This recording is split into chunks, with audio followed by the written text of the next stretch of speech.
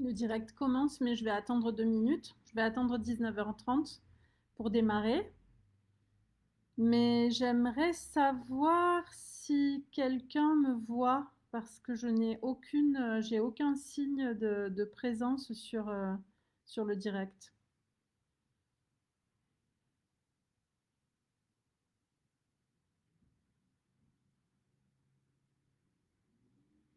Hmm. Bonsoir Estelle. Bonsoir Isabelle, Loredano. Bonsoir. Bonsoir Sandra. Ok, donc vous êtes déjà quelques-unes à être là. Donc vous avez trouvé sans problème? C'est sur la page directement ou c'est sur l'événement? Parce que j'ai eu un message inhabituel qui me disait que la vidéo serait publiée sur l'événement. Et je me suis posé des questions. Vous êtes arrivé vous sur la page ou pas?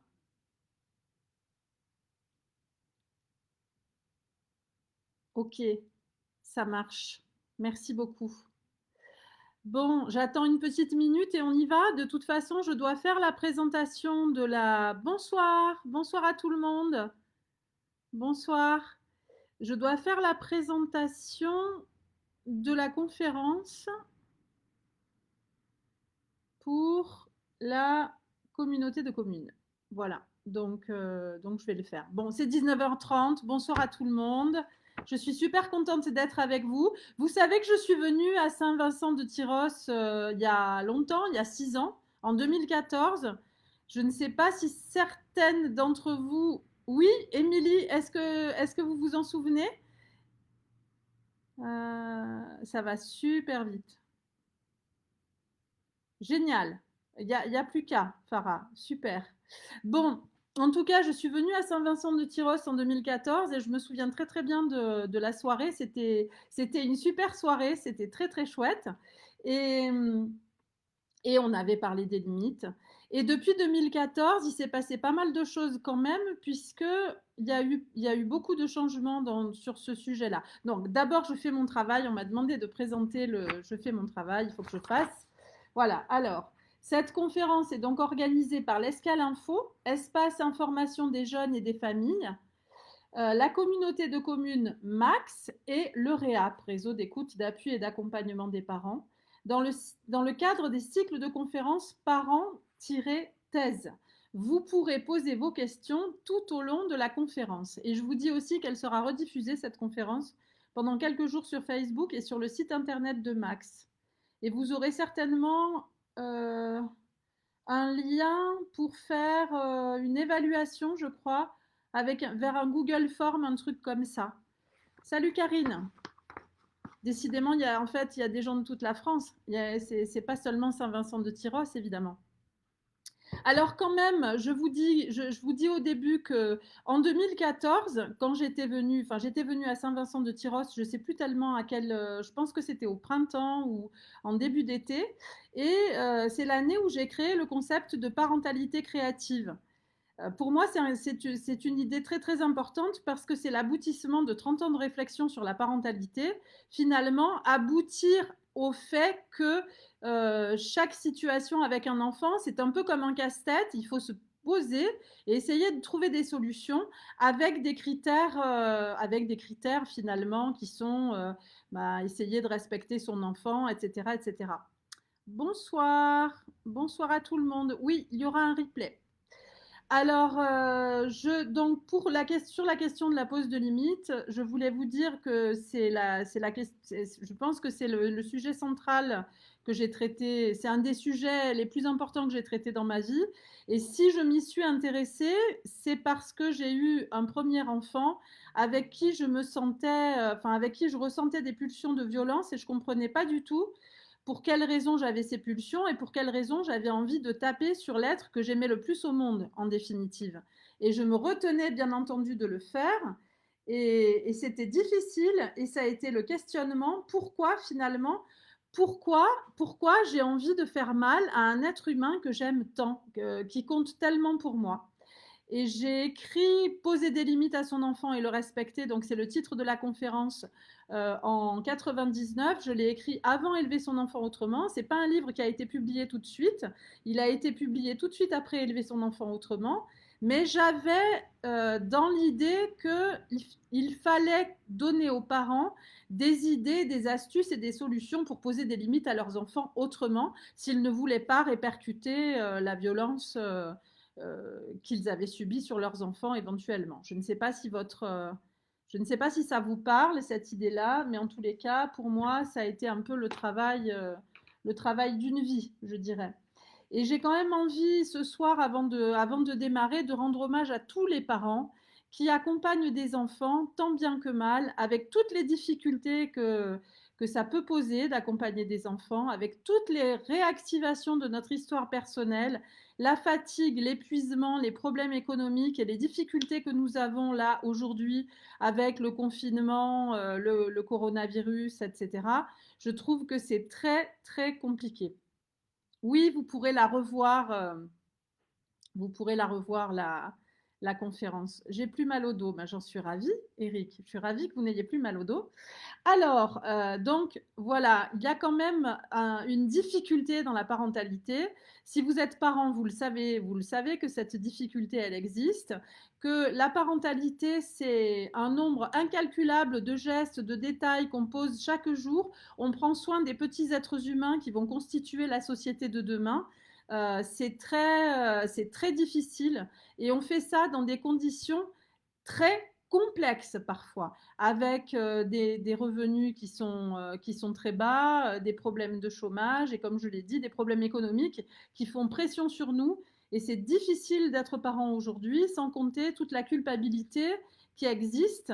Et en particulier aujourd'hui, parce que, comme je le disais tout à l'heure, il s'est passé beaucoup de choses depuis 2014, et notamment le vote de la loi contre les violences physiques et psychologiques dans la famille. Alors, je vous signale que vous pouvez poser toutes les questions que vous voulez à tout moment. J'essaye de regarder la colonne de gauche pour me tenir un petit peu au courant de ce que vous racontez. Mais est-ce que vous êtes au courant que cette loi a été votée? J'imagine que oui. Elle a été votée en juillet 2019. C'est une loi qui n'est pas punitive pour les parents. Cela signifie que le gouvernement va très probablement prévoir des mesures d'accompagnement renforcées, puisque nous avons déjà depuis 99 les réseaux d'écoute, d'appui et d'accompagnement des parents. Hein, c'est pas nouveau, l'accompagnement parental. Mais l'accompagnement parental dans cette direction-là précisément est très assez nouveau, je dirais, d'une certaine manière, même s'il y a de nombreuses personnes qui s'y intéressent depuis très longtemps.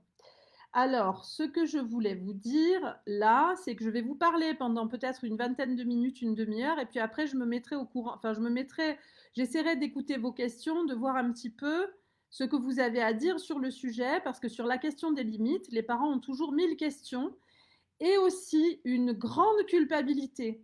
Alors j'aimerais que vous laissiez dire ce que vous avez à dire. Là, je ne peux pas vous voir, je suis très frustrée parce que quand je suis dans une salle, je vois les visages, je vois la contrariété, je vois la perplexité s'exprimer et je vais à la rencontre des personnes et je leur demande ce qu'elles ressentent et comment ça se passe pour elles parce que je sais que le sujet est difficile. Le sujet de la pose de limite est difficile.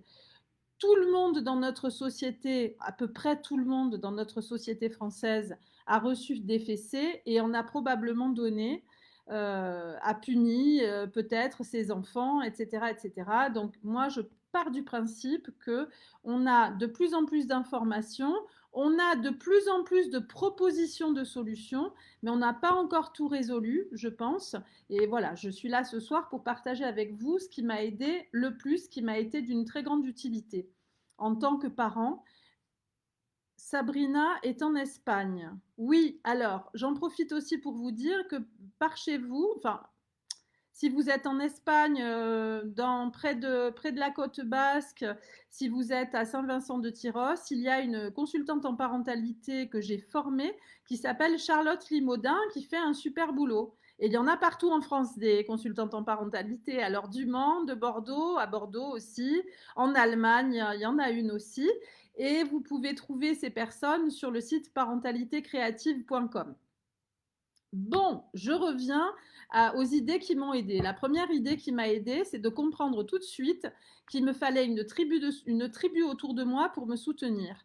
Quand on est parent, je crois qu'il faut abandonner l'idée qu'on va y arriver tout seul. On ne va pas y arriver tout seul. On dit qu'il faut tout un village pour élever un enfant, mais il faut aussi tout un village pour accompagner un parent, le nourrir, l'aider, l'informer, l'aider à se relever quand il chute, métaphoriquement. Il y a vraiment un besoin de soutien très très fort. Donc pour moi, la question de la tribu, elle est nécessaire. Bon, moi, ce que j'ai fait à cette époque, enfin 95, 90, entre 95 et 98, j'ai créé une association. Et ensuite, Saint-Vincent de Tyros, madame, c'est dans le sud-ouest.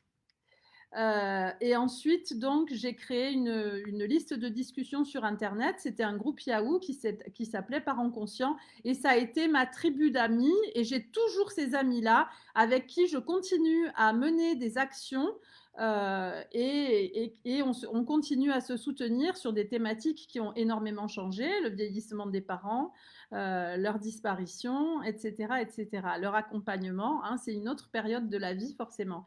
Mais la tribu, vous en aurez besoin. Et une tribu en présentiel, parce qu'il faut, je crois, se rencontrer et avoir conscience qu'on va avoir besoin du soutien les uns des autres. C'est à ça que servent les groupes de parents qui sont organisés dans les régions. Je pense que dans votre région, le REAP doit organiser aussi des groupes de soutien, des groupes de parole, ce genre de choses.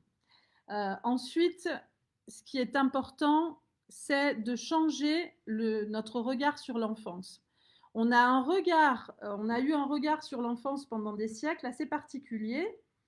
Par exemple, sous l'Ancien Régime, on pensait qu'avant 14 ans, un enfant ne se souvenait de rien et qu'on pouvait lui faire absolument tout ce qu'on voulait. On peut imaginer ça de façon assez cauchemardesque.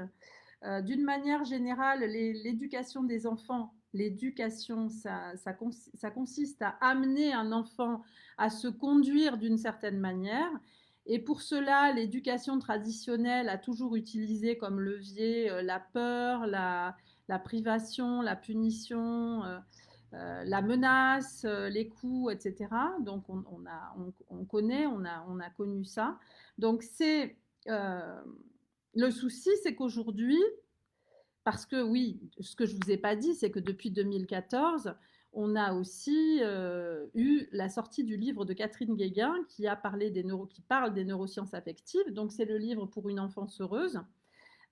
Qui a énormément aidé la sphère, la sphère des militants comme moi autour du sujet de la non-violence éducative, parce qu'elle est allée récupérer des recherches qui démontrent que la violence éducative, la peur, etc., les menaces créent des dommages dans le cerveau, ne permettent pas à la compréhension, au raisonnement de s'exercer, c'est-à-dire que finalement, quand on fait peur à un enfant, il n'a pas les moyens de comprendre ce qu'on lui demande.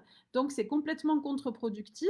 Et nous, finalement, on a été élevés dans cette éducation traditionnelle un peu complexe. Donc, je disais changer de regard sur l'enfance. Pourquoi? Parce que apparemment, un enfant est empathique dès la naissance. Enfin, quasi pas dès la naissance, mais dès 14 mois, on a fait des expériences que vous avez peut-être vues sur Internet. On met sur le trajet d'un petit bambin qui marche un adulte qui est en difficulté, adulte qu'il ne connaît absolument pas, et cet enfant essaye d'aller le secourir, même si on met sur son trajet des jouets super intéressants, et ben il va essayer d'aller aider l'adulte. Ça, c'est quand même quelque chose d'assez, je dirais, incroyable pour les générations au-dessus de nous, nos parents, nos grands-parents.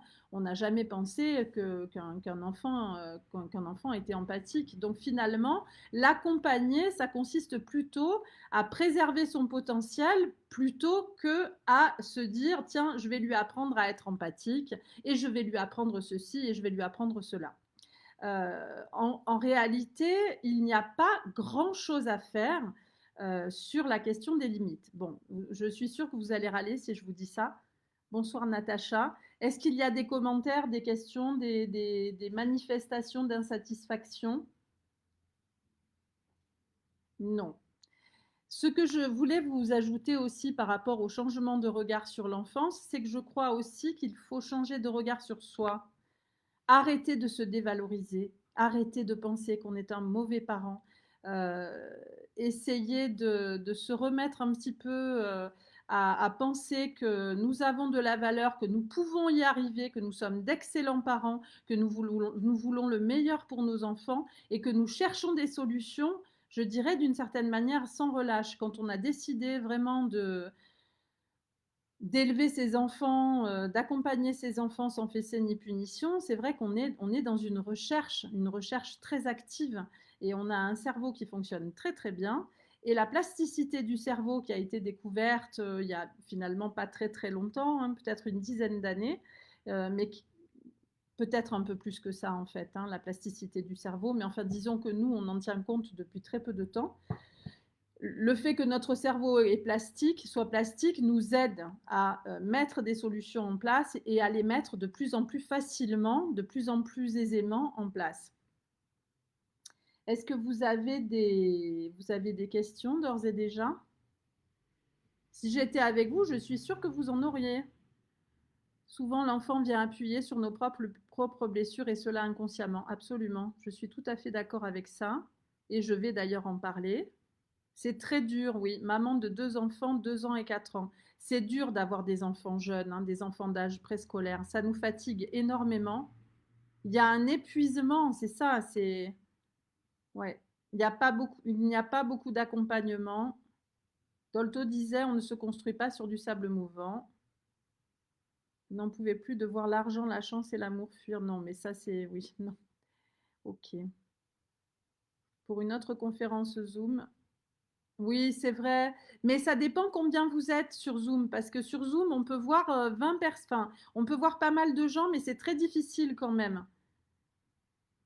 Alors, éprouve beaucoup de colère vis-à-vis de ses camarades. Ma fille de 10 ans éprouve beaucoup de colère vis-à-vis de ses camarades qui s'expriment par de l'agressivité et elle me dit être triste de ne pas pouvoir avoir des amis. Comment l'aider à surmonter tout ce mal? Bon, je vais continuer parce que l'aider à surmonter tout ce mal, une des solutions, enfin je pense, hein, je trouve, c'est d'écouter ce qu'elle a à dire. Moi, la première chose qui m'a aidée en tant que parent, c'est de comprendre qu'il y avait des outils de communication dont j'ignorais totalement l'existence, l'écoute et l'affirmation de soi. Moi, j'ai commencé par lire Gordon, Parents efficaces, hein. C'était un bouquin qui était qui était assez répandu. Gordon a mis à la portée des parents les outils de la psychologie et c'était déjà ça, c'était tellement énorme de comprendre que mon enfant, je pouvais l'écouter. Mon enfant, mon partenaire, mes amis, c'était tellement important et ça m'a tellement aidé. Donc, les outils, enfin, tout ce qui est de l'ordre de la communication interpersonnelle, c'est quelque chose qu'on apprend dans certains cycles qui ont certaines formations, enfin, diverses, hein. Maintenant, vous avez tout un tas de formations qui vous sont proposées. Moi, j'ai conçu Vivre et grandir ensemble, que vous pouvez faire un peu partout en France, où on commence par ça. On commence par apprendre à écouter son enfant, son partenaire, ses amis, enfin bref, on commence par apprendre ce qu'elle écoute. Écouter, c'est se taire et c'est donner toute son attention aimante à la personne. Fatima, ce que j'ai envie de vous dire, c'est que l'objectif de l'accompagnement d'un enfant, ça n'est pas de lui éviter toute souffrance. Évidemment, en tant que parent, on aimerait que nos enfants ne souffrent pas, mais la vie, elle est comme ça, elle est faite de frustration et de beaucoup de difficultés. En revanche, ce qu'on pourra toujours faire, c'est écouter les paroles de nos enfants. Et là, à 10 ans, elle peut vraiment vous raconter. Et vous pouvez écouter sans intervenir, sans lui dire c'est pas grave, ça va s'arranger, etc. Parce que finalement, peut-être que en l'écoutant, elle finira par exprimer et décharger des émotions. La deuxième clé, moi, qui m'a énormément aidée, c'est la clé émotionnelle. C'est-à-dire que je me suis rendu compte que la communication interpersonnelle, c'était super bien, mais ça ne suffisait absolument pas. Dans le cas où mon enfant, enfin, Il y a une personne ici qui a un enfant de 2 ans et un enfant de 4 ans. Et moi, j'ai eu mon premier enfant avait 7 ans de plus que le second, et le second 16 mois de plus que le troisième. Et en plus, j'avais 4 beaux enfants. Donc, je crois que j'ai eu, je pense, une expérience de parent redoutable. Et avec 2 enfants de 16 mois d'écart qui ne marchaient pas. Et je vais revenir à la petite enfance parce que pour moi, le sujet des limites, c'est un sujet qui concerne les 6 premières années. Je vais expliquer pourquoi. Parce que pendant les 6 premières années, il se passe beaucoup de choses. C'est quelque chose qui, enfin, les premières années d'un enfant, c'est quelque chose qui nous chamboule beaucoup, en particulier quand c'est le premier enfant. Je ne sais pas ce que vous en pensez.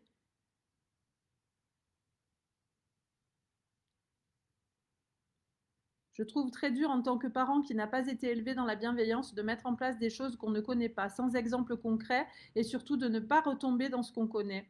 Ouais, je suis d'accord, absolument. Donc la petite enfance. Bon, je reprends sur la petite enfance. Un enfant, il est conçu pour aimer et pour apprendre. Il y a vraiment quelque chose comme ça. Il y a une espèce de...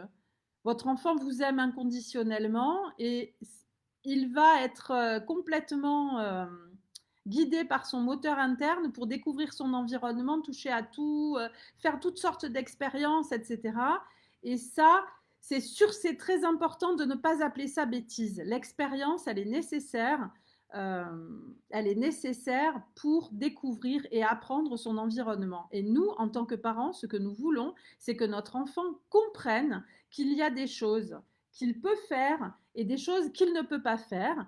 Et puis, on voudrait préserver un peu quand même dans tout ça nos objets les plus précieux. Et en même temps, on aimerait bien que notre enfant fasse les expériences qu'il a besoin de faire.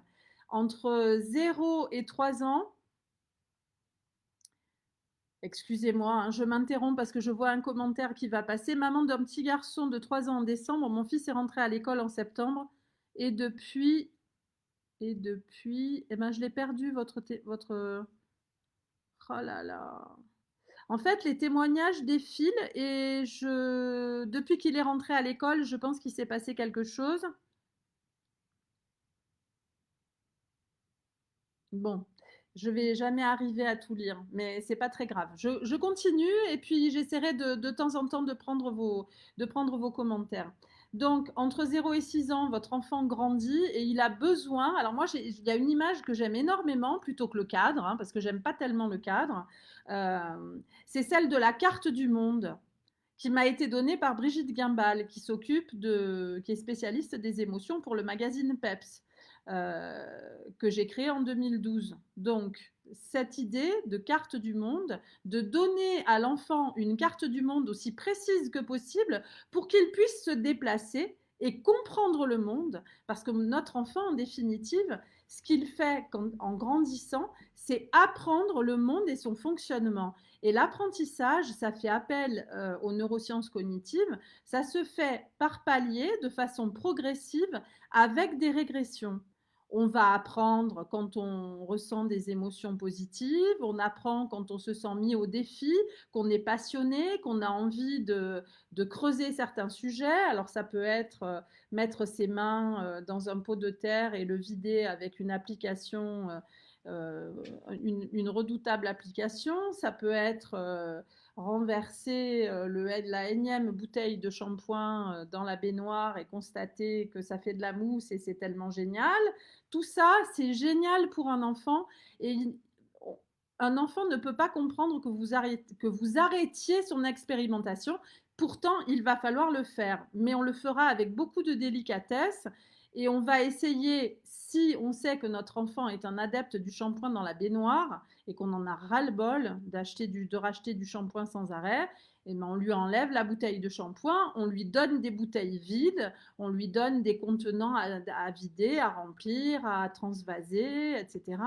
Et il va s'amuser et finalement, en faisant ça, on satisfait son besoin d'expérimentation et on protège notre shampoing. Donc, les enfants de 2 ans notamment, enfin les enfants à partir du moment où ils marchent, font énormément de découvertes qu'ils ont besoin de faire et il va falloir quand même les limiter.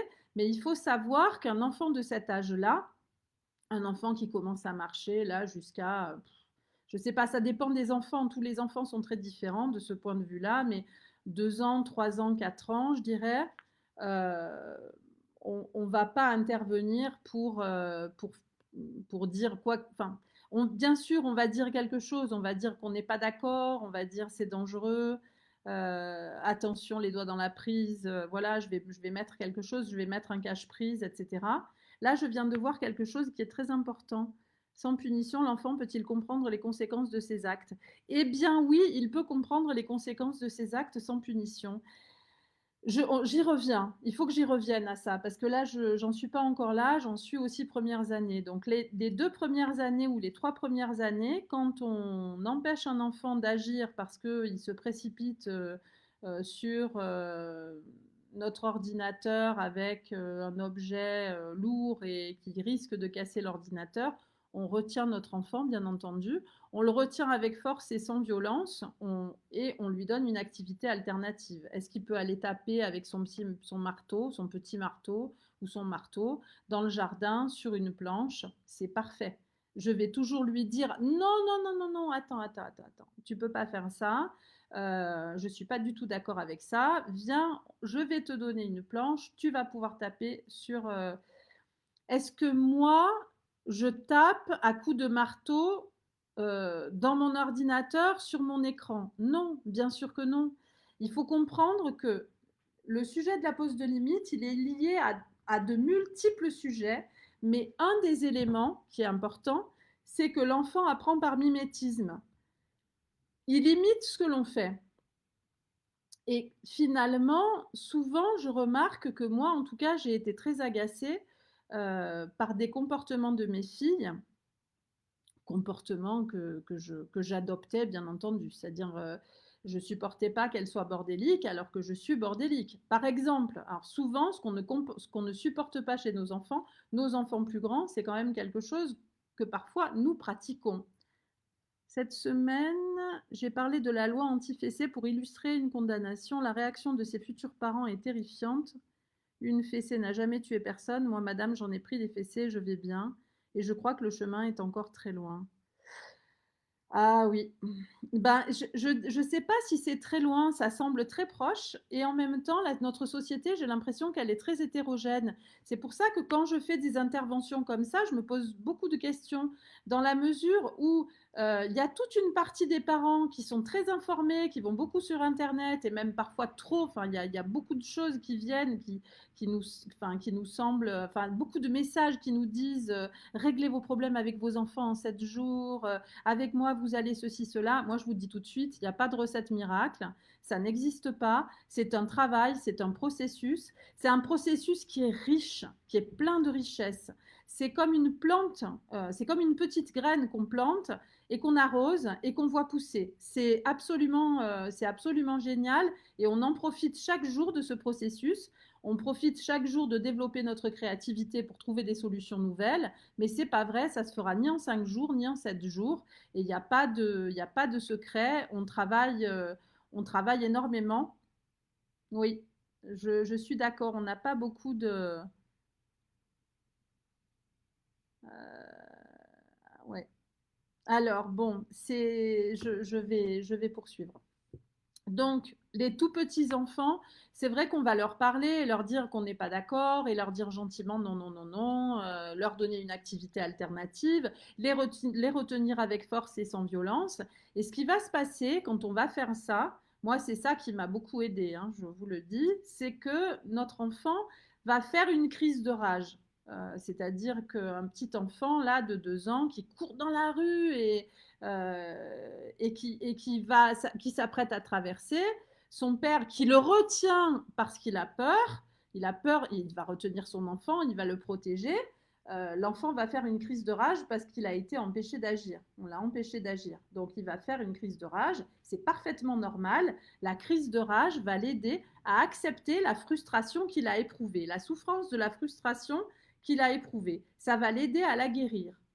Donc, une fois que la crise de rage est passée, c'est terminé. Enfin, c'est terminé. Non, c'est pas terminé. Il y aura d'autres moments où notre enfant va essayer de traverser la rue, mais il y a vraiment assez vite un moment où il va même nous protéger de la route. Je ne sais pas si vous avez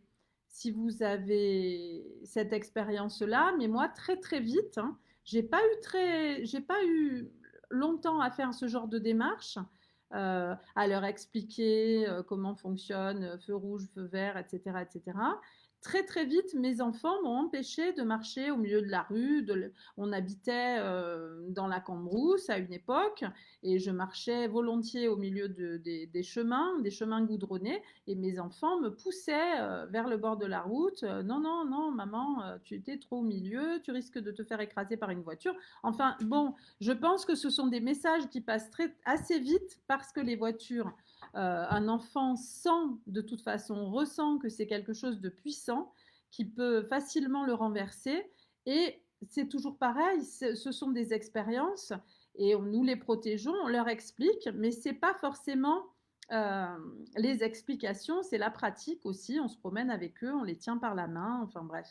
Donc voilà, il faut savoir ça. Quand on dit non à un enfant, et pendant assez longtemps finalement, quand on dit non à un enfant, il va manifester de la tristesse ou de la colère. Et nous, quand on était enfant et qu'on manifestait de la tristesse ou de la colère, quelquefois on subissait de la violence. Et surtout lors d'expressions de colère. On a subi parfois de la violence, ce qui fait que les émotions sont des situations qui peuvent nous sembler dangereuses et nous énervent peut-être et nous mettent en colère quand on les voit surgir chez notre enfant. Je ne sais pas si vous me suivez. Mon fils de 19 mois vient d'avoir une petite sœur et il devient de plus en plus coléreux. Il n'est pas coléreux, il est en colère. Il est en colère parce qu'il a changé brutalement de place, que tout à coup, il y a une petite sœur enfin, qui est le centre de toute l'attention de la famille. Et quelquefois, on s'en rend absolument pas compte, mais c'est très dur. Tout à coup, enfin, moi, je me souviens de l'arrivée de mon dernier bébé qui est né à la maison, alors que la seconde avait 16 mois. On a pris une photo du lit avec bébé et les deux bébés finalement. Et cette petite fille qui n'avait que 16 mois me semblait immense, énorme. Et évidemment que j'étais vraiment complètement orientée vers mon bébé. J'avais envie de le protéger. Et elle avait envie d'avoir sa place près de moi. Et il s'est passé beaucoup de choses en fait. Déjà entre l'aîné et la seconde et la troisième, c'est normal que votre enfant de 19 mois soit en colère de voir arriver une petite sœur. Peut-être qu'il a besoin, et souvent c'est comme ça, hein, c'est l'enfant qui agresse, parce que peut-être qu'il va l'agresser aussi, ce bébé, qui souffre le plus. Il va falloir lui donner de l'attention, protéger bien entendu le bébé, hein. Il n'est pas question qu'il subisse les agressions de son frère ou de sa sœur, mais lui donner de l'attention, lui donner peut-être que votre partenaire d'ailleurs peut s'occuper de lui, jouer avec lui, passer du temps avec lui. Comment poser des limites à un adolescent de 15 ans en recherche de liberté et d'expérience? Alors ça, je ne vais pas vous répondre. Je ne sais pas si je vais vous répondre ce soir, j'aimerais, mais j'ai l'impression qu'il n'écoute rien, répéter, répéter, je n'en peux plus. Je lâche sur beaucoup de choses, c'est compliqué. Ouais. Alors, j'en étais où là? J'en étais aux émotions. Je vais continuer parce que les émotions, c'est très très important. Quelquefois, on a l'impression que quand nos enfants ont des émotions, ils traversent une souffrance, mais ils ne traversent pas une souffrance. Ils sont en train de relâcher des tensions liées à une souffrance. Alors, ce que sont les émotions? Ce sont des processus physiologiques de guérison. Essentiellement, ce sont les larmes, les tremblements qui sont associés à la peur, les larmes au chagrin. On a le rire aussi. Le rire est une décharge émotionnelle, les bâillements, la transpiration, etc. Ce sont des manifestations physiologiques. Quand les enfants les expriment, ou les adultes d'ailleurs, quand les enfants ou adultes peuvent avoir des émotions, ça amène un grand soulagement. Alors, voilà, là, je voulais vous dire ça parce que quelquefois, là, vous allez être amené ben, on fait pas beaucoup de, il n'y a pas beaucoup de possibilités. Il faut fabriquer, on va fabriquer nos cadeaux de Noël peut-être cette année, mais on n'a pas tellement la possibilité d'aller avec nos enfants dans des grandes surfaces où il y a des montagnes de jouets qu'ils veulent absolument. Et c'est assez classique pour un enfant de demander tout un tas de choses qu'il voit. Il a tout à fait le droit de demander et nous avons le droit de refuser. Et ensuite, il va manifester sa tristesse.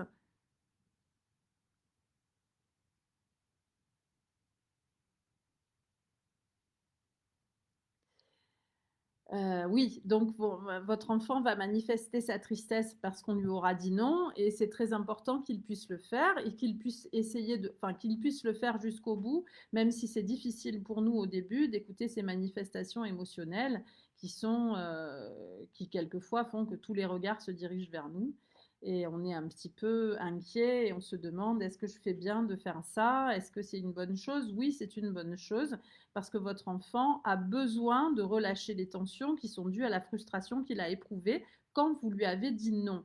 Donc pour moi, l'émotion, c'est quelque chose d'essentiel. Donc euh, j'ai vu un commentaire tout à l'heure. En tant que professionnel, quand partager ses convaincus sans froisser n'est vraiment pas évident, c'est vrai, hein. C'est vrai que c'est très difficile. C'est très très difficile.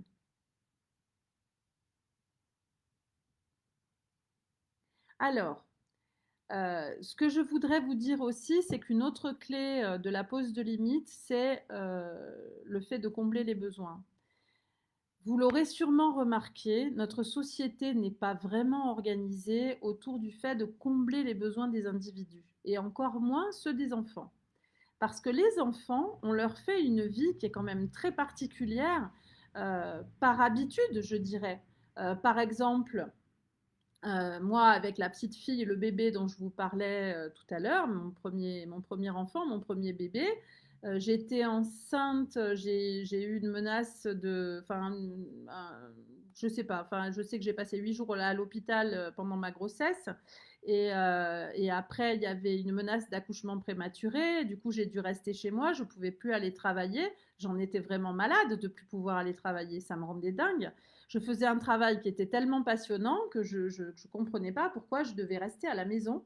Et puis mon bébé est né et j'ai commencé à réviser un peu mon ordre de priorité. J'ai continué à travailler, mais à 2 mois et demi, il a fallu que je le fasse garder parce que c'était la fin de mon congé maternité. 2 mois et demi. Donc, je sais que ma mère n'était pas favorable à la collectivité en général. Enfin, aux crèches, et c'est certainement par mimétisme que j'ai fait exactement la même chose qu'elle, c'est-à-dire chercher une personne pour garder mon enfant chez moi et ensuite l'accompagner chez une assistante maternelle. Mais je trouve que c'était rude pour un bébé de 2 mois et demi de devoir se passer de sa figure d'attachement principale sans aucune, comment dire, sans vraiment d'adaptation. Aujourd'hui, on parle de 8, 10 séances d'adaptation, 15 jours de séances d'adaptation quand on met un enfant, enfin quand on passe un enfant, enfin quand on met un enfant en crèche, quand on le place en crèche, qu'il est accueilli là-bas en crèche ou qu'il est accueilli chez une assistante maternelle. Mais je trouve que de toute façon, le modèle actuel est très difficile parce qu'on sait très bien que l'attachement, puisqu'on en parle de plus en plus, pour que l'attachement se fasse, pour on vive, pour que notre enfant bénéficie d'un attachement sécurisant, il faudrait au moins 9 mois sans rupture de cet attachement. Et là, on sait très bien qu'on ne les a pas, ces 9 mois. Donc, il y a quelque chose qui est difficile, qui n'est enfin, de l'ordre du besoin fondamental du tout petit, qui n'est pas comblé. Et on leur fait vivre une vie qui est la nôtre, une vie une vie où on passe notre temps à courir, où ben, il faut aller travailler, les accompagner à la crèche le matin ou à la maternelle. Euh, c'est très aller les chercher le soir, aller les récupérer le soir. Et je sais que dans les grandes villes, c'est encore pire que dans les petites villes ou dans les villages. C'est très compliqué la vie d'un enfant. Et quand ils sont scolarisés ou quand ils sont en crèche, ils ne sont pas forcément nourris au moment où ils ont faim. Moi, je pense ça en tout cas, hein, à part les bébés qui ne marchent pas. Donc, il y a des heures de repas. Donc, ça veut dire que on n'est pas nourri quand on a faim. Quand on n'est pas nourri quand on a faim, eh ben, ça nous fait, ça fait qu'on dysfonctionne. Il y a quelque chose qui tourne pas rond en nous. À la maternelle, c'est un peu pareil. Il n'y a plus de, comment on appelle ça? De goûter, là, de collation, je dirais. Euh, J'espère qu'on peut au moins boire. C'est voilà, mais ce sont des besoins physiologiques qui sont essentiels. Et finalement, alors là, je lis un commentaire sur les besoins. Maman d'un petit garçon de 2 ans et demi, j'ai fait en sorte de beaucoup écouter ses besoins, mais là, je me rends compte que ça a été un peu au détriment de mes besoins et de celui de son papa. Alors, c'est sûr qu'on ne peut pas être complètement comblant, c'est sûr, Sophie, on ne peut pas être complètement comblant, on ne peut pas combler les besoins d'un enfant, on ne peut pas combler tous les besoins d'un enfant, même si on essaye, on est quelquefois un peu loin du compte et on doit s'occuper de soi. Mais ça ne peut pas se faire au détriment de notre enfant. C'est-à-dire que nous sommes des adultes, nous avons choisi d'avoir des enfants, donc c'est important qu'on comble leurs besoins.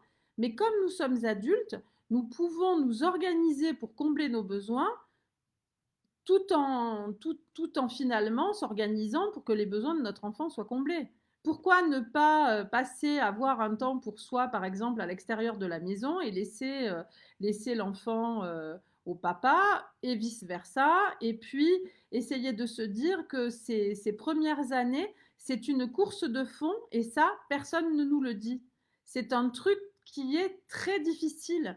Il va falloir s'entourer, comme je le disais tout à l'heure, de d'aide, de l'aide de tous nos amis, enfin, il va nous falloir du soutien pour vivre ces 6 premières années. Bon, les 6 premières années, j'exagère un petit peu, mais au moins les 3, 4 premières années. Et je trouve qu'entre 3 ans et 4 ans, il y a énormément d'écart, il y a énormément de différences. Il y avait une psychologue du début du siècle qui disait qu'entre un enfant de 3 ans et un enfant de 4 ans, il y avait autant de différences qu'entre un préado de 12 ans et un jeune de 25 ans. Vous imaginez, c'est juste énorme comme différence. Et effectivement, moi, j'ai constaté chez moi aussi que à 3 ans, c'est vraiment encore c'est encore des bébés sur pattes, hein, les enfants. Donc, pour moi, c'est normal de combler les besoins d'un petit enfant parce qu'il est très dépendant, il est très dépendant de nous. Et petit à petit, il va être capable de combler ses besoins par lui-même, mais toujours pareil, avec des régressions. Par exemple, votre enfant de 2 ans et demi, à un moment donné, c'est possible, très probable qu'il puisse aller se servir dans une cagette de fruits s'il a faim. Et en même temps, c'est possible aussi que, alors qu'il arrivait à s'habiller pendant un certain temps, bah, qu'il régresse parce que une petite sœur est arrivée et comme par hasard, il ne veut plus s'habiller seul parce qu'il a besoin que vous vous occupiez de lui. Et ces régressions, c'est important de les suivre parce que de les accompagner, je dirais. C'est-à-dire à nouveau de donner des contacts, de donner des contacts affectueux, d'aider son enfant, de l'habiller avec délicatesse, de lui faire des bisous, des câlins, de le prendre dans ses bras. C'est de ça dont il a besoin pour passer à l'étape d'après, pour accepter petit à petit l'arrivée d'une petite sœur, d'un petit frère. Bon, là, vous ne parlez pas de petite sœur ou de petit frère, mais la personne qui était avant vous, oui. Et de toute façon, quand on comble les besoins d'un enfant, c'est une bonne idée de le faire. Ce qui est difficile, c'est de se dire que pendant un temps, ben, on va avoir une vie chaotique, on va avoir une vie chamboulée. Une vie avec un bébé, c'est une vie qui est complètement métamorphosée. Et je pense qu'on n'y est pas assez préparé. C'est une vie où on va dormir moins, où on va être crevé dans la journée. Peut-être qu'il va y avoir plus de conflits dans le couple parce qu'on ne sera jamais d'accord sur rien. Que finalement, celui qui travaille à l'extérieur va se trouver complètement va constamment intervenir pour dire mais qu'est-ce qu'il a encore, mais pourquoi il pleure, etc. Alors que nous, on n'en sait pas plus que lui finalement, surtout au début, quand le bébé est tout petit. Donc il y a des incompréhensions qui s'installent et on n'y est vraiment pas assez préparé. Et finalement, ce qui est aussi très important de comprendre, c'est qu'à partir du moment où on accueille un enfant dans notre vie, on va se mettre à se transformer et à grandir. On change, on va changer tout le temps, tout le temps, tout le temps. Un peu comme notre enfant, en fait. Plus notre enfant va grandir, plus nous aussi, on va grandir, plus il va se passer des choses en nous. Et c'est voilà, et c'est quelque chose qui va se, qui va, qui, parents-enfants, ce sont deux êtres en transformation permanente, et ça aussi, on n'y est pas assez préparé. Donc, ce que je voulais vous dire, pour revenir à l'éducation traditionnelle quand même, il faut comprendre que la peur, la souffrance, bloquent les centres de l'apprentissage dans le cerveau et que notre enfant, quand il a peur ou qu'il a mal, il n'apprend rien du tout. Ce qu'il apprend, c'est à éviter d'avoir peur ou d'avoir mal, comme nous quand on était petit. Et je ne sais pas si vous vous rappelez ce que ça a donné, mais les résultats sont pas extraordinaires en fait. La France, c'est le pays où il y a le plus de fraude. C'est le pays où finalement on a un permis à points, mais on a vite appris à se revendre les points sur Internet, tricher, etc. Moi-même, je me souviens quand on plus jeune, je sais pas, enfin, quand j'avais mes quatre beaux enfants, on avait une 4L, la ceinture à l'arrière n'était pas obligatoire, mais enfin, on se trimballait avec cinq enfants à l'arrière d'une 4L. Et quand je voyais la police sur la route, je disais à mes enfants, planquez-vous. C'est le résultat de mon éducation autoritaire. C'est-à-dire que finalement, plutôt que de comprendre que mes enfants pouvaient passer à travers le pare-brise, euh, tout ce que je voyais, c'était l'autorité, la punition, la perspective d'une amende. Ça, c'est vraiment le résultat d'une éducation autoritaire. On ne comprend pas le sens, parfois on ne comprend pas le sens des choses et on a peur simplement quand on voit la police sur la route, quoi. Si on la voit pas, pas de souci. Euh, c'est, moi, je trouve que c'est pas un bon plan et c'est pas une bonne chose d'être élevé dans la peur et avec avec une punition. Il y a quelqu'un qui parlait de punition et qui disait si s'il n'y a pas de punition, est-ce que l'enfant va comprendre les conséquences de ses actes? Oui, il va les comprendre parfaitement bien.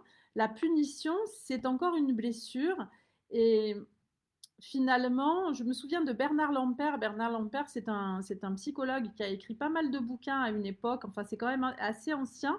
Mais je me souviens qu'il disait que la punition, c'était comme un coup de poing sur une blessure. Parce que les enfants ont déjà compris. Euh, ils savent, ils savent la plupart du temps. Ils culpabilisent. Il faut leur laisser il faut aussi leur laisser le temps de pouvoir exprimer leurs regrets, de pouvoir exprimer ce qu'ils ont à exprimer. C'est c'est vraiment très très important de comprendre ça, que la punition, ça les fait souffrir et ça n'amène rien. Donc la menace de la punition, c'est exactement pareil, ça ne sert à rien. On va donner des explications, on va parfois proposer à nos enfants de réparer. Hein, la réparation, c'est une possibilité, en particulier quand ils ont les moyens de le faire.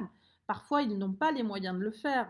Un enfant de 2 ans auquel on demande je ne sais pas, qui a fait tomber toute une rangée de livres, 150 livres par terre, parce qu'il expérimente, il a voulu expérimenter la chute des livres au sol, on ne va pas lui demander de ranger 150 livres.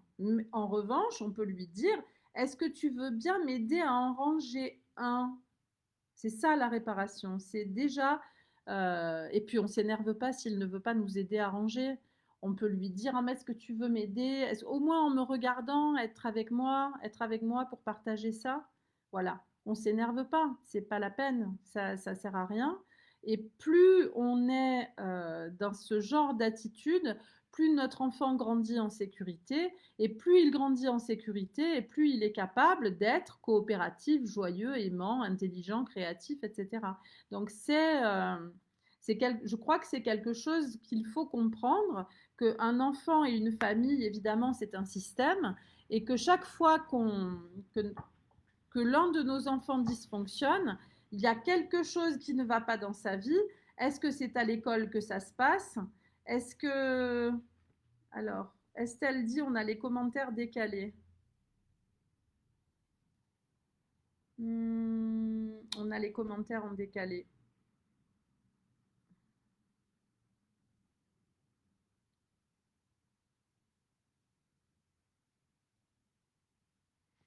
Alors, Audrey pose une question super intéressante. Non pas que les autres questions ne soient pas intéressantes, mais je tombe dessus, donc je vous la lis. Comment garder son calme quand son enfant de 2 ans et demi fait quelque chose d'interdit à dessein? Pas dans l'apprentissage, pousser sa sœur bébé de 11 mois, par exemple, après avoir été prévenu gentiment plusieurs fois, après avoir expliqué pourquoi il ne fallait pas le faire, etc. Et qu'en plus, l'enfant vous regarde dans les yeux en le faisant. Ah là là, alors, quel âge il a cet enfant? Oui, 2 ans et demi. Ben, c'est un peu le même cas que le précédent enfant de 19 mois qui voit arriver un enfant, un petit bébé qui lui prend toute l'attention dont il bénéficiait auparavant. Donc ça, c'est très très dur, ça bouleverse un enfant, ça peut le faire énormément souffrir et il peut avoir différents moyens d'exprimer sa colère et sa tristesse qui ne sont pas des moyens acceptables pour vous parce qu'il va s'en prendre au bébé parfois, donc par le biais d'attaques, hein, parce qu'il y a dans mon livre La famille s'agrandit, je parle de la différence entre l'attaque et le conflit. Là, chez un tout petit, vis-à-vis d'un bébé, nous sommes clairement dans l'attaque. Il va aller décharger son agressivité sur le bébé. Donc, il faut protéger le bébé. Mais c'est important aussi, après avoir dit à ce petit enfant qu'on n'est pas d'accord avec ce qu'il fait et que ça fait mal à sa petite sœur, euh, comprendre qu'il a besoin de votre attention, qu'il a besoin d'être avec vous, qu'il a besoin d'être regardé, qu'il a besoin d'être considéré. Il y a une activité que j'aime beaucoup qui consiste, pour faire décharger la colère de l'aîné dans ce genre de situation, on prend une poupée bébé, et on la prend dans ses bras et on est là, on joue avec notre aîné et on regarde ce bébé, cette poupée, puis on dit, t'as vu comme elle est mignonne et elle a tellement des jolis petits pieds, des jolies petites mains et elle est tellement mignonne et tout ça. Et il y a des chances pour que l'enfant prenne la poupée et la jette contre le mur. C'est très bien qu'il fasse ça, cet enfant. Donc il faut comprendre que parfois, on peut travailler les émotions dans des jeux qui sont des jeux exutoires, mais pas seulement, hein, on va parler d'autres formes de jeux. Et si votre enfant vous regarde, c'est parce il a besoin de vous, votre enfant. Il a besoin que vous compreniez qu'il vous aime et qu'il a besoin de votre amour. C'est compliqué, hein, mais c'est ce qu'on appelle être jaloux. Mais la jalousie, ça n'est qu'un besoin d'amour accru. C'est une insécurité.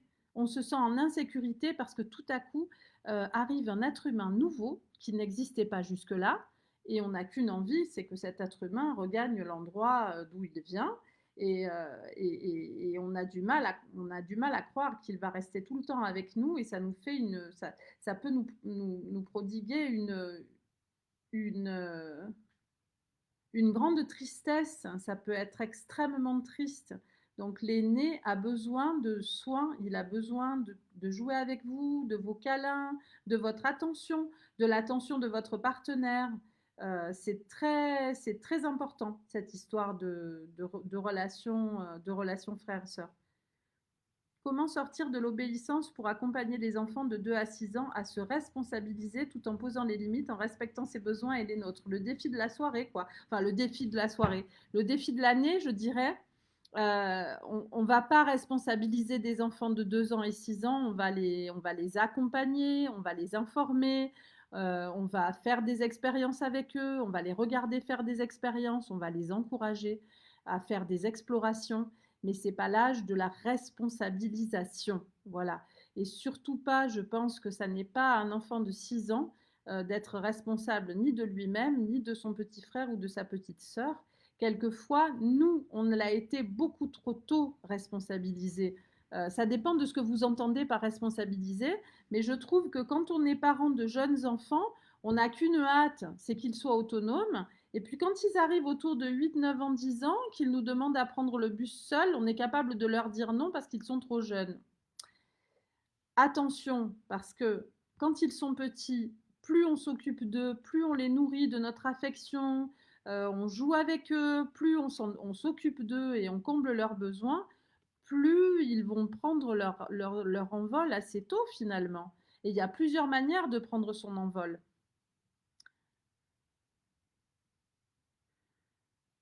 Euh, alors,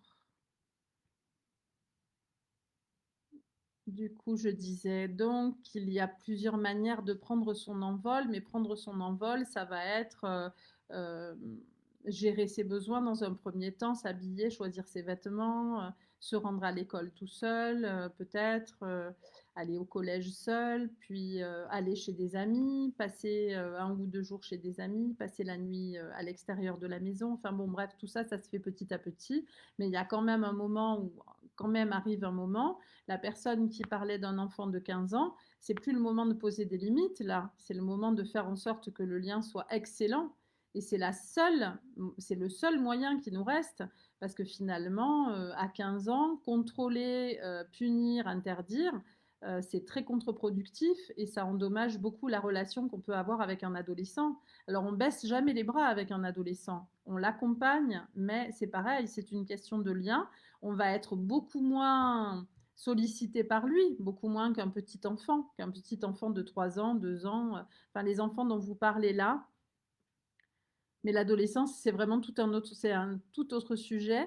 Alors, ma fille de 3 ans et demi hurle dès qu'elle rentre de l'école. Elle est en colère pour tout. Elle est très exigeante. Je cite un exemple. Je veux du pain, du beurre partout et du miel. Non, pas comme ça. Et là, elle jette. Bon, toutes ces crises prennent fin quand elle va dormir. Je suis assistante maternelle. Quand elle arrive, il y a encore des enfants dont je m'occupe. Je pense qu'il y a de la jalousie et le fait qu'elle soit fatiguée de sa journée. Bon, votre commentaire a disparu. Oh là là, je suis désolée. Mais enfin bon, je réponds à ça. Je pense que euh, combler les besoins des enfants, c'est pas non plus les écouter dans toute leur crise. Là, si, souvent j'ai remarqué que les parents, lors de la première année d'école, voient le comportement de leur enfant changer énormément. À la suite d'une journée d'école, pendant une journée d'école, on a quand même été dans une situation particulière. Au début, avec des enfants qui sont tristes et qui ont peur, on connaît pas, enfin, on connaît pas l'enseignant, on sait pas comment ça va se passer, c'est terrorisant, hein, c'est très difficile. Et puis toute la journée, on nous a demandé de faire des choses, même si on avait le droit de se lever en maternelle, on était un petit peu sous contrainte et on n'avait pas la possibilité d'exprimer nos émotions comme on l'aurait voulu. Donc finalement, un enfant qui vit une journée d'école, le soir, quand il rentre, parfois c'est juste une pile électrique. Il va péter les plombs, faire une crise de rage à la moindre occasion. Donc là, pour moi, ce qui se passe, c'est que votre fille, elle est, la crise de rage est sous le niveau de la mer, je dirais. Donc, quand elle arrive, elle va immédiatement faire sauter le bouchon et se mettre en crise de rage, et elle va choisir un prétexte pour ça. Le prétexte, c'est la tartine. Alors, dites-lui non, je ne vais pas te faire une tartine comme ça et je ne suis pas d'accord pour que tu la jettes par terre. Elle va faire une crise de rage, vous allez l'écouter et ça ira mieux après. Mais je pense qu'à un moment donné, quand oui, je pense qu'à un moment donné, quand un enfant commence à dire, ben, je sais pas, par exemple, dans un supermarché, je veux les bonbons jaunes, et puis, oui, mon chéri, je vais te donner les bonbons jaunes. Je veux les bleus. Oui, ok, je te prends les bleus. Je veux les verts. Bon, ça veut dire, la crise de rage est là, dis-moi non, qu'on en finisse. Donc, il y a des moments où les enfants ont des comportements qui nous amènent à penser que oui, là, il y a quelque chose qu'il a besoin d'exprimer et il essaye d'utiliser un tremplin pour évacuer sa crise de rage. Enfin, en tout cas, moi, je pense ça. Je crois que l'école, chez les tout petits, ça fait des tensions qui sont très difficiles et ils ont besoin de vous à la sortie de l'école pour écouter toute cette rage et cette colère accumulée et cette tristesse aussi. C'est très compliqué d'être scolarisé à 3 ans. Qui a dit que les instituteurs avaient le droit de punir? Alors, ben, je pense que malheureusement, la loi sur la violence éducative, elle a été votée dans le cadre familial seulement.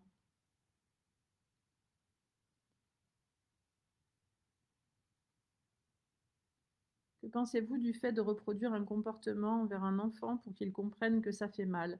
J'en pense pas, j'en pense quelque chose. Enfin, comme je vous l'ai dit tout à l'heure, je crois que l'accompagnement d'un enfant, ça nécessite pas mal de choses. Ça nécessite de l'empathie, de la compréhension et quelquefois aussi de l'exemplarité. Donc, si je mords mon enfant pour lui dire qu'il ne faut pas mordre, je me tire un peu une balle dans le pied là. Donc, je vais évidemment, je ne vais pas faire ce que je ne veux pas que mon enfant fasse. Je ne vais pas le taper, je vais au contraire, je vais l'aider, je vais être solidaire de lui si je veux qu'il soit solidaire. En réalité, tout ce que j'aimerais que mon enfant comprenne et tout ce avec quoi je voudrais qu'il s'imprègne, ben, je vais le pratiquer, évidemment. Donc, si je veux qu'il soit solidaire, je vais être solidaire, mais je vais être solidaire de lui. Je vais l'aider, je vais l'accompagner, je ne vais pas le laisser assumer des conséquences trop importantes, des conséquences de ses actes trop importantes pour son âge, par exemple. Ah là là, le sommeil. Alors bon, on parle un peu du sommeil pour cet enfant de 4 ans qui refuse de dormir seul. Et puis après, peut-être qu'on peut aussi, on pourrait aussi aborder la mémoire traumatique parce que c'est quand même la source de la difficulté de la pose de limite, je trouve en général. Alors, ce petit de 4 ans qui ne veut pas dormir seul. Bon, il veut bien dormir déjà, pas mal, moi je trouve. Hein. C'est 4 ans, il paraît que c'est la période sensible du sommeil. Donc il veut dormir, c'est génial, mais il ne veut pas dormir seul. Donc il a peur. Et s'il a peur, la seule chose qui va le rassurer, c'est vous. Et c'est vrai que quelquefois, dormir avec son enfant de 4 ans, si c'est possible pour vous, ça va beaucoup l'aider. Après, la seule solution, si vous ne voulez pas dormir avec votre enfant de 4 ans, ou enfin, ce qu'on peut faire à 4 ans, c'est se servir de sa chambre pour s'en faire une chambre d'amoureux, par exemple, une chambre spéciale où on va aller pour faire l'amour, se faire des massages dans le couple, etc. Et faire de la chambre où on dort une chambre familiale. Et quelquefois, on peut juste mettre un matelas par terre pour l'enfant de 4 ans. Ça va le rassurer, il va dormir tranquillement, il quittera cet endroit quand il n'en aura plus besoin. Moi, je crois que c'est très simple de faire ce genre de choses. C'est juste l'idée qu'on en a, on peut se dire, mais il va être complètement dépendant de moi s'il dort encore dans la chambre familiale à 4 ans. Mais non, en fait, au contraire, euh, je vois parfois des personnes dont les partenaires partent travailler en déplacement pendant plusieurs jours me confier qu'elles ont tellement peur de dormir seules dans des maisons ou des appartements. Elles ont peur d'être seules, même si les enfants sont là, elles ont peur de dormir seules. Vous imaginez un enfant de 4 ans, ce que ça peut être? De toute façon, un enfant de 4 ans ne va pas s'endormir, enfin, ne s'endormira pas s'il a peur. Donc, il va falloir le rassurer. Pour le rassurer, vous avez essayé plein de choses parce que vous êtes une mère attentive et aimante. Donc vous avez essayé, bon, j'ai plus le commentaire, mais vous avez essayé le verre d'eau, vous avez essayé l'histoire. Je pense qu'il faut se dire que un enfant avec lequel on ne veut pas dormir, il va falloir lui faire une sorte de conditionnement au sommeil, c'est-à-dire que tous les soirs, ben on va dire la même chose. Bon, je ferme la fenêtre, je ferme les volets, et maintenant, on va lire une petite histoire. Alors, quelle histoire on va lire? Allez, on va lire une histoire, et puis après, on va faire un petit jeu. Tu sais, le petit jeu des étoiles. Il y avait un jeu à une époque qui s'appelait Le Marchand de Sable, que j'aimais beaucoup, avec des étoiles luminescentes. Et le soir, on faisait baisser la lumière progressivement. Et puis, chacune de mes filles disait euh, ce qu'elle avait préféré faire dans la journée. Enfin, elles avaient une étoile chacune. Enfin, c'était très, très joli, très mignon. Et puis après, peut-être que j'avais la chance, je pouvais espérer avoir la chance de dormir, mais avec la dernière, ça n'a jamais été vraiment possible. Hein. Enfin, la dernière a dormi avec moi avec nous pendant très longtemps, mais elle est partie, elle est revenue, elle est repartie. Enfin voilà, ça se fait un petit peu comme l'allaitement long quand on fait un allaitement avec un sevrage qu'on appelle naturel, le sommeil. C'est-à-dire que l'enfant, quand il a besoin il a plus besoin de nous, de dormir avec nous, il dort plus avec nous. Donc, ce qu'on peut faire aussi avec un enfant, parce qu'apparemment vous avez un petit garçon de 4 ans, je ne sais pas s'il y a d'autres enfants dans la famille, mais on peut vraiment lui lire une histoire douce, parler sur un ton de voix très doux, lui mettre la main sur les yeux, synchroniser nos deux, synchroniser notre respiration avec la sienne, et puis petit à petit l'aider à entrer dans le sommeil. Les petits massages de pieds, les petites séances de relaxation peuvent fonctionner aussi. Donc ça peut l'aider aussi à entrer dans le sommeil. Mais il va falloir l'aider à entrer dans le sommeil parce que s'il ne veut pas dormir seul, c'est qu'il a peur. Et avec la peur, on ne peut pas s'endormir. Donc voilà ce que je peux vous dire. Je peux vous dire aussi que cette histoire de cododo, de co-sleeping, ça peut se pratiquer à n'importe quel âge de la vie. J'ai une de mes amies, qui est peut-être là d'ailleurs, dont, enfin, je crois que sa fille avait perdu enfin, son amoureux était décédé et je sais qu'elle a dormi avec sa fille de 20 ans. Elle se relayait avec son mari pour dormir avec elle. Je trouve ça magnifique d'être, d'avoir cette possibilité de dormir avec un être humain qui compte pour nous, qui n'est pas le partenaire, parce qu'on a tellement besoin d'être rassuré et qu'on sait que le matin, on va se réveiller avec quelque chose qui ressemblera à un cauchemar, où on se demandera est-ce qu'on a rêvé, est-ce qu'on n'a pas rêvé, et on va se réveiller en pleurs peut-être, et on aura nos parents qui seront là. Et ça, enfin, pour moi, c'est d'une grande humanité. Alors, lorsqu'on me pose une limite un peu trop vite, ah zut, zut, zut. Pourquoi je peux pas faire défiler cette...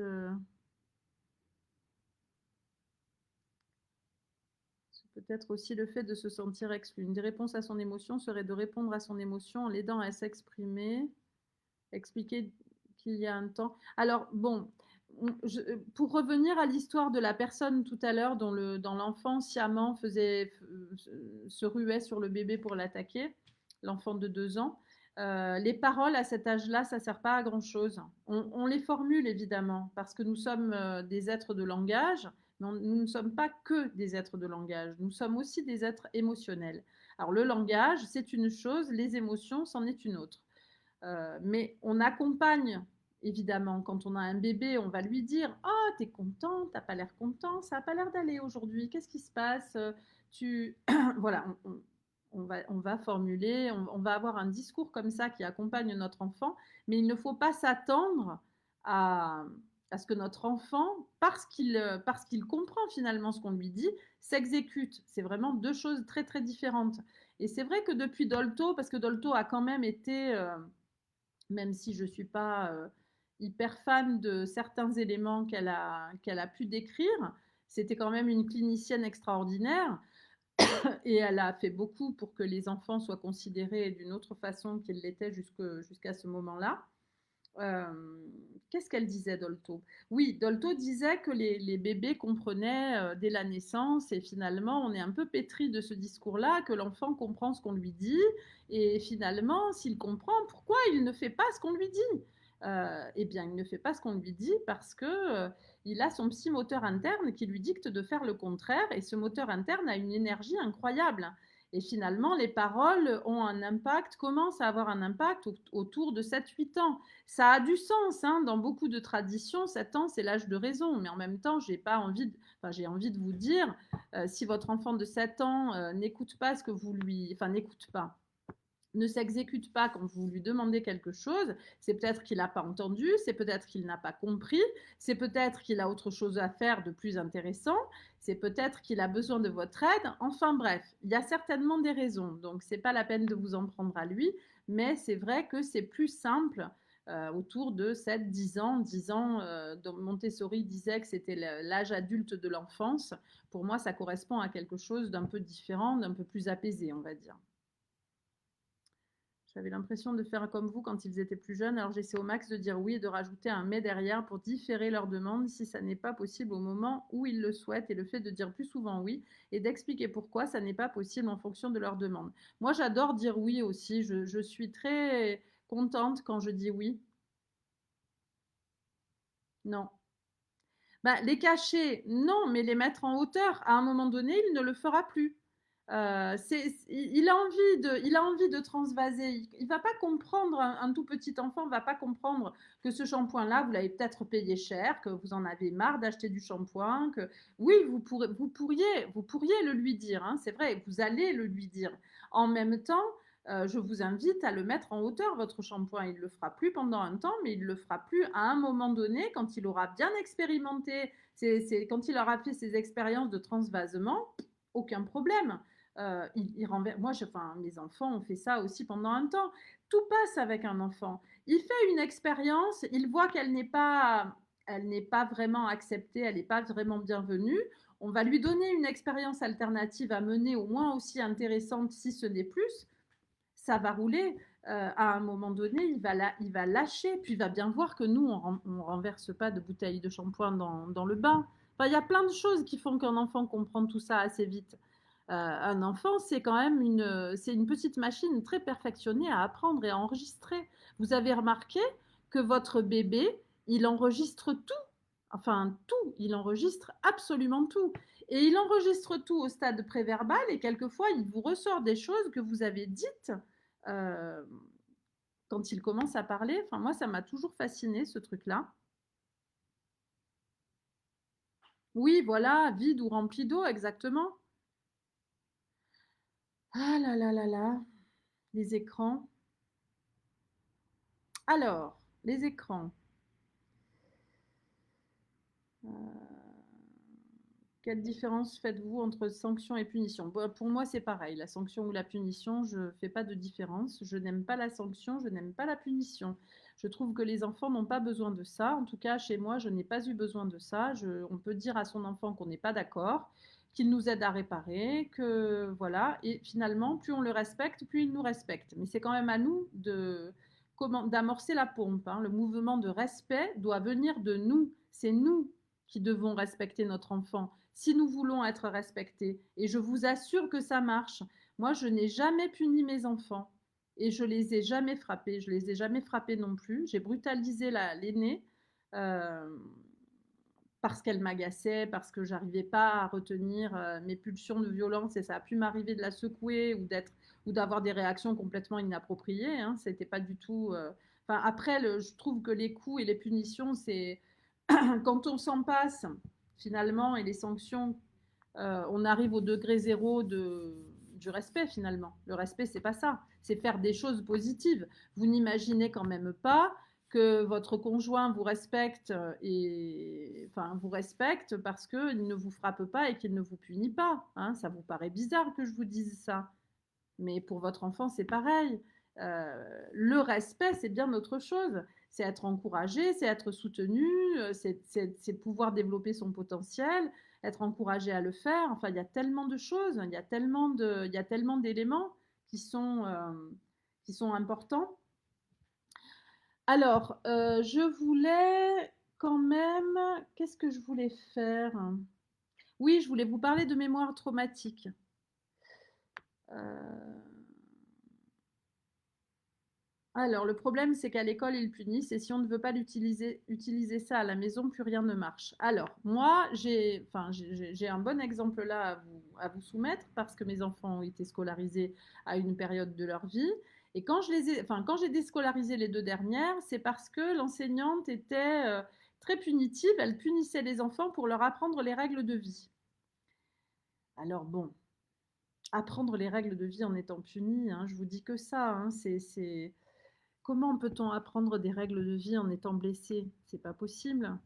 Donc, bon, bah, je suis allée la rencontrer, cette dame. Je lui ai demandé comment ça se passait parce que ma fille, elle était très effrayée. Elle comprenait pas pourquoi elle était punie. Elle comprenait même pas ce que c'était la punition. Et quand elle rentrait à la maison, elle me disait qu'elle avait peur de son enseignante, qu'elle voulait plus y aller. Mais ça l'a jamais empêchée de respecter ce qui se passait chez nous.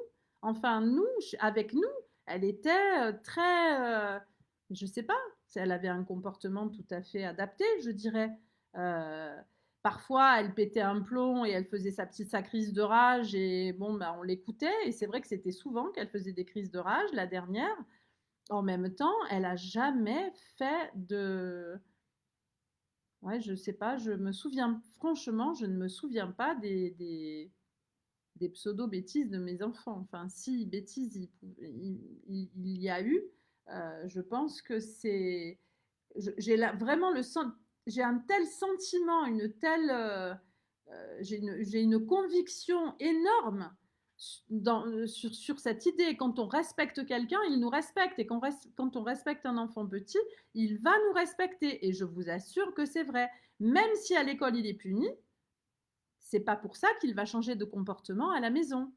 Quand il est puni à l'école, moi je ne soutiens pas l'école dans ce genre d'attitude, c'est-à-dire que mon enfant, je me suis manifestée comme son avocat vis-à-vis des enseignants quand il y avait des punitions, pour dire nous ne punissons pas, donc mes enfants ne comprennent pas ce qui se passe quand vous les punissez, et ça fonctionne pas du tout. Enfin, nous, on n'utilise pas les punitions chez nous, et c'est incompréhensible pour elles.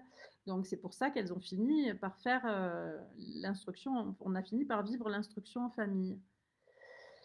Alors, quelle différence faites-vous entre sanction et punition? Bon, la punition, c'est quelque chose qui tombe un petit peu, je dirais, au hasard, en fonction de nos propres blessures d'enfance. C'est quelque chose qui. Mais la sanction, c'est quelque chose qui vient, qui va être en rapport avec l'acte, mais c'est quelque chose qu'on a besoin de mettre en place pour un enfant, alors que finalement, on a besoin ni de sanction ni de punition. On a besoin d'attention, d'écoute, de compréhension, d'écoute des émotions. Et on a besoin aussi de savoir dire non, de savoir dire qu'on n'est pas d'accord, non pas de dire ça ne se fait pas, mais de dire je ne suis pas d'accord avec ce que tu fais. On a besoin aussi d'établir clairement les règles non négociables à poser dans notre famille. Je ne vous l'ai pas dit, mais je pense que c'est très important de réfléchir aux non négociables, aux règles non négociables qu'on va vouloir poser à nos enfants, parce que ça va nous permettre de ne pas négocier sur du non négociable. Moi, si mon enfant, je ne sais pas, je me souviens un enfant qui avait noyé un chat dans un seau d'eau et sa mère l'avait laissé faire. Je trouve ça épouvantable, évidemment. Pour moi, ça fait partie du non négociable. J'aurais complètement empêché cet enfant-là de le faire à la place de la maman. Et je l'aurais empêché, je l'aurais retenu et je lui aurais dit non, c'est pas possible que tu fasses ça. Et il aurait fait une crise de rage, on en aurait parlé après. Mais voilà, je pense qu'il y a des règles non négociables à poser. Chez nous, c'était, on ne fait pas de mal ni aux êtres vivants autour de soi et on ne dégrade pas son matériel, ni le nôtre ou celui des autres. Et à partir du moment où on sait que notre enfant va poser un acte nuisible pour un animal ou pour un autre être humain, eh bien on le surveille, on le retient, on lui dit non, qu'on n'est pas d'accord, que ça fait mal, que c'est pas possible de mordre les autres, par exemple. Mais il n'y a rien à faire de plus, on n'a pas besoin de le punir, simplement on est à l'écoute, on le retient et on écoute ce qui vient comme manifestation d'insatisfaction de sa part. Mais on va surtout pas laisser faire son enfant quand il veut nuire aux autres, évidemment. Et puis, on a aussi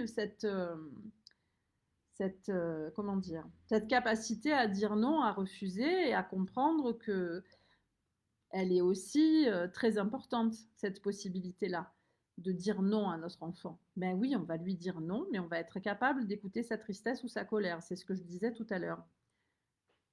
Alors, la punition, c'est une humiliation. En tant qu'adultes, nos chefs au travail, nos conjoints ne nous puissent pas. Les enfants sont des êtres humains qui ressentent des émotions comme les adultes.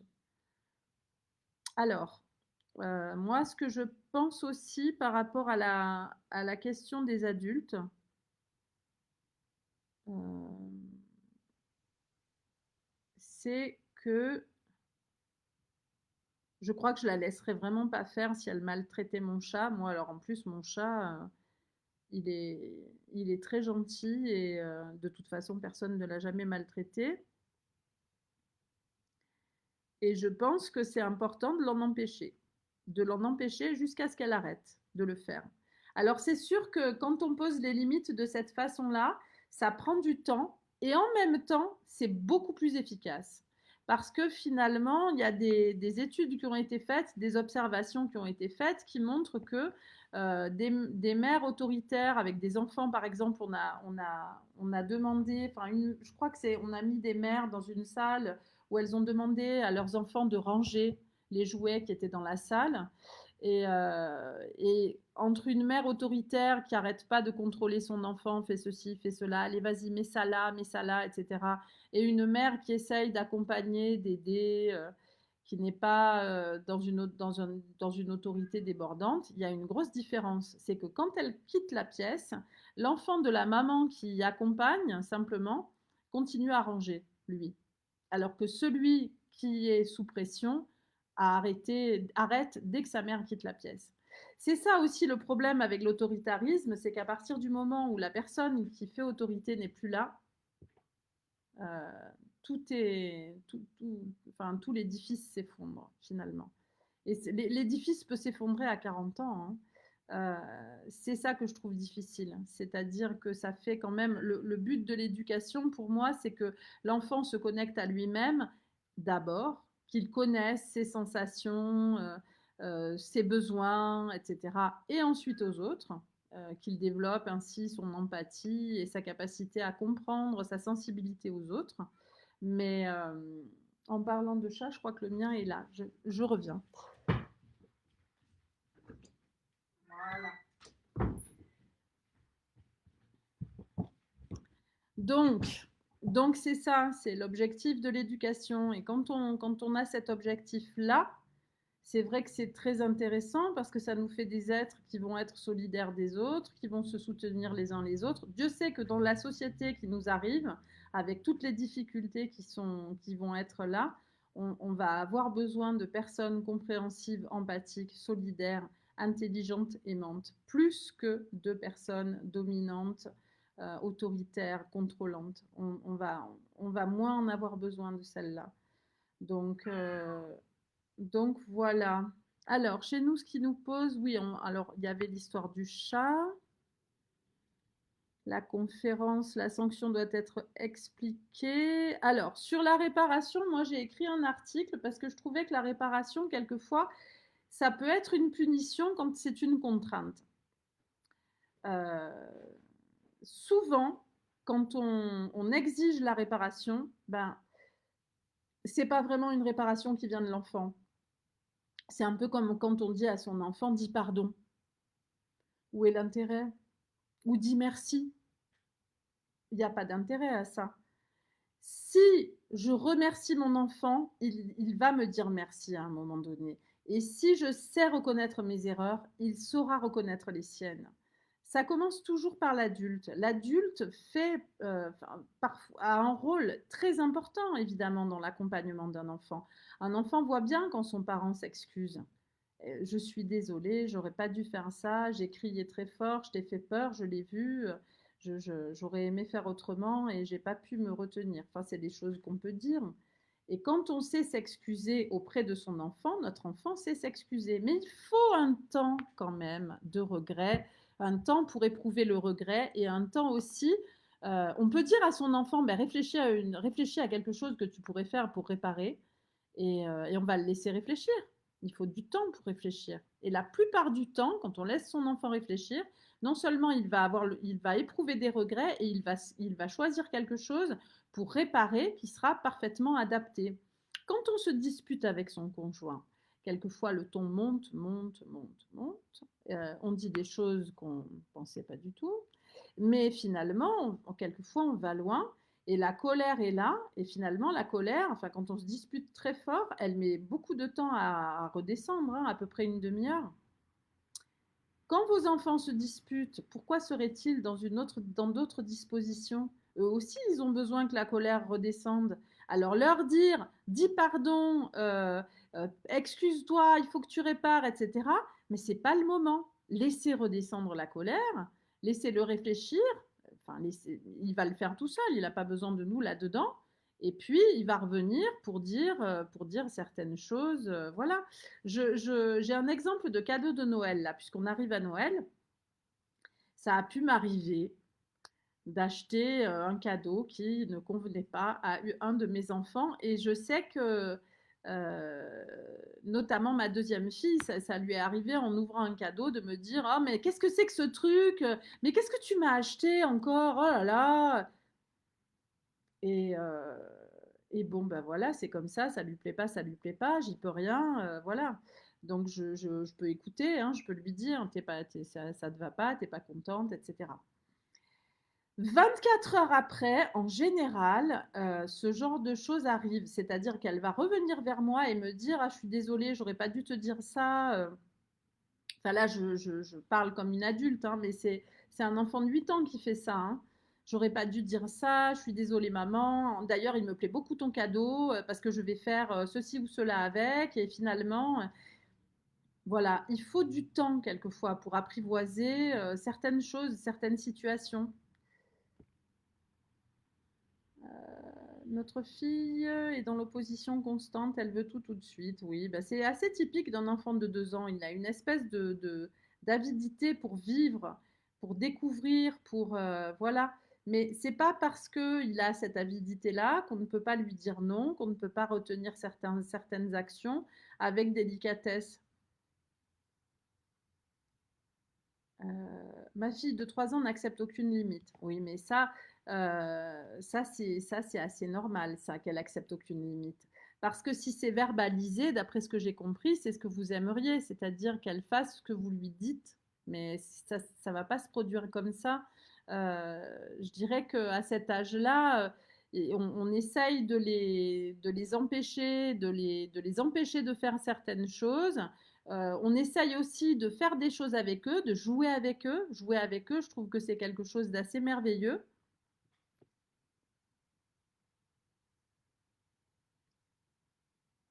Ah ben ça, je reviens aux autres. Je comprends rien aux commentaires. Je comprends pas pourquoi certains commentaires reviennent. Le besoin important d'un jeune enfant, mais d'un enfant de quel âge, Geoffrey? Parce que vous savez que les adolescents, ils sécrètent l'hormone du sommeil pas avant 23 heures, justement, beaucoup plus tard que nous. Et c'est pour ça qu'ils s'endorment très tard. Et justement, ce sont les horaires scolaires qui ne sont pas tellement adaptés à leur rythme.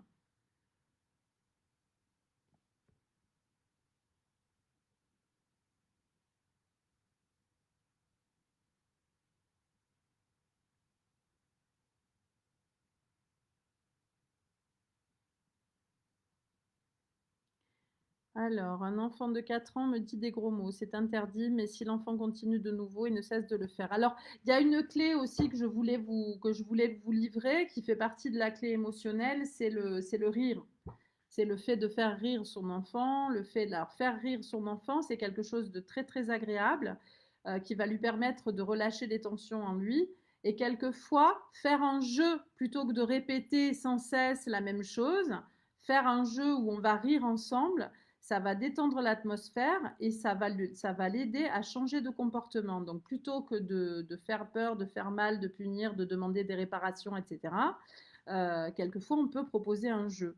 Et je vous propose un jeu pour les mots qu'on ne doit pas dire, enfin, qui prend un peu de biais cette question des choses qu'on ne doit pas dire, qui sont secrètes, ou des mots qu'on ne doit pas formuler, comme par exemple les gros mots. Alors, classiquement, les gros mots, souvent, enfin, il y a des parents qui proposent que les enfants disent plein de gros mots pendant 5 minutes, on dit plein de gros mots, on se bride pas, et puis après on arrête, les 5 minutes sont terminées. Bon, c'est une option. Après, il y a ceux qui proposent qu'on invente des gros mots. Bouzigouloum à poil, enfin, ça les intéresse pas spécialement, les enfants. Ça va les faire rire un moment, mais comme ils entendent que ces mots ont quand même un pouvoir assez phénoménal, Je pense que ça va marcher pendant un moment, mais ça marche pas très longtemps. Ensuite, on peut expliquer ce que ces mots veulent dire. C'est pas forcément si simple, mais ça permet de comprendre quand même ce qui est vraiment exprimé. Parce que dans ces insultes, quelquefois, euh, finalement, les enfants prononcent des insultes. Je me souviens très très bien, à 4 ans, une de mes filles qui a traité de connasse une dame dans l'ascenseur. On était dans un ascenseur et la dame s'est décomposée. Et c'est vraiment quelque chose d'assez incroyable pour un enfant de dire un mot et de voir quelqu'un se décomposer à ce point. Alors évidemment, quand on est l'adulte, on s'excuse à la place de son enfant qui a prononcé ce mot sans savoir ce que ça veut dire et on va le dire ensuite à son enfant. Tu sais, il y a des mots qui blessent et celui-là, il fait très mal et voilà. Bon, après, ça nous dit pas que l'enfant ne va pas recommencer. Et il y a aussi un moyen, si on fait un peu tout ça, je pense il y a des choses qui finissent par fonctionner. Je me souviens avoir fait un jeu dans ma voiture avec ma fille qui avait 11 ans, une de mes filles qui avait 11 ans. On sortait du cinéma, on était allés voir Catwoman toutes les deux. Et, euh, et je lui ai tout à coup dit, ne le dis à personne, mais c'est moi Catwoman. Et en fait, elle a ouvert la vitre de la voiture, elle a commencé à hurler Ma mère, c'est Catwoman. Et moi, je lui disais Chut, mais t'es folle, il faut surtout pas le dire, ne le dis pas. Et elle riait, et elle riait, et elle riait. Et ça, c'est un moyen pour prendre de biais ces choses qu'il ne faut pas dire et qu'on va dire dans le jeu et qui vont faire rire notre enfant et notre enfant va relâcher les tensions qui sont liées à tous ces mots qu'on l'empêche de dire. Alors, c'est très important le jeu parce que ça nous aide à faire plein de choses avec notre enfant qui vont l'aider à se détendre. Par exemple, le jeu écoute, c'est une forme de jeu qui va aider l'enfant à jouer à ce qu'il, enfin, il va jouer à ce qu'il a besoin de, il va faire ce qu'il a besoin de faire au moment. On va lui dire, par exemple, on se met sur un grand lit et on lui dit, écoute, pendant un quart d'heure, je fais ce que tu veux. Et souvent, chez les tout petits, euh, va émerger une forme de chahut. Notre enfant va nous sauter sur le dos, demander à ce qu'on fasse le cheval. Enfin, mais c'est lui qui va décider dans la situation et c'est lui qui va gagner sur nous pendant un quart d'heure. C'est un jeu exutoire qui a des effets phénoménaux, thérapeutiques, éminemment thérapeutiques. Pour un enfant qui va pas bien, dont on sent qu'il a un peu de travers, lui proposer une séance de jeu écoute, ça peut vraiment l'aider. Et il y a un jeu familial que je vous soumets, qui n'est pas du jeu écoute, hein, mais qui est un jeu de chahut familial qui, chez moi, a donné beaucoup de bonnes choses et de bons résultats. C'est le soir, vous rentrez, vous êtes crevé, etc. Faites un karaté chaussette. Un karaté chaussette, on se met tous, toute la famille se met sur un grand lit et chacun a des chaussettes aux pieds et on essaye tous d'enlever les chaussettes des autres tout en gardant les nôtres. Et c'est un jeu où on rit énormément et où une fois qu'on y a joué, eh ben, il n'y a plus de problème de limite.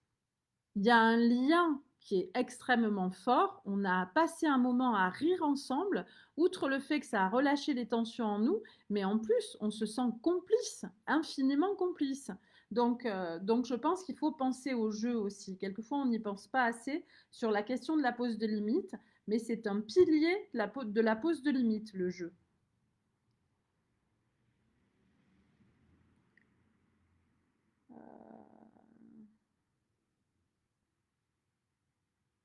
Oui, Marlène. Alors j'ai envie de prendre cette réflexion.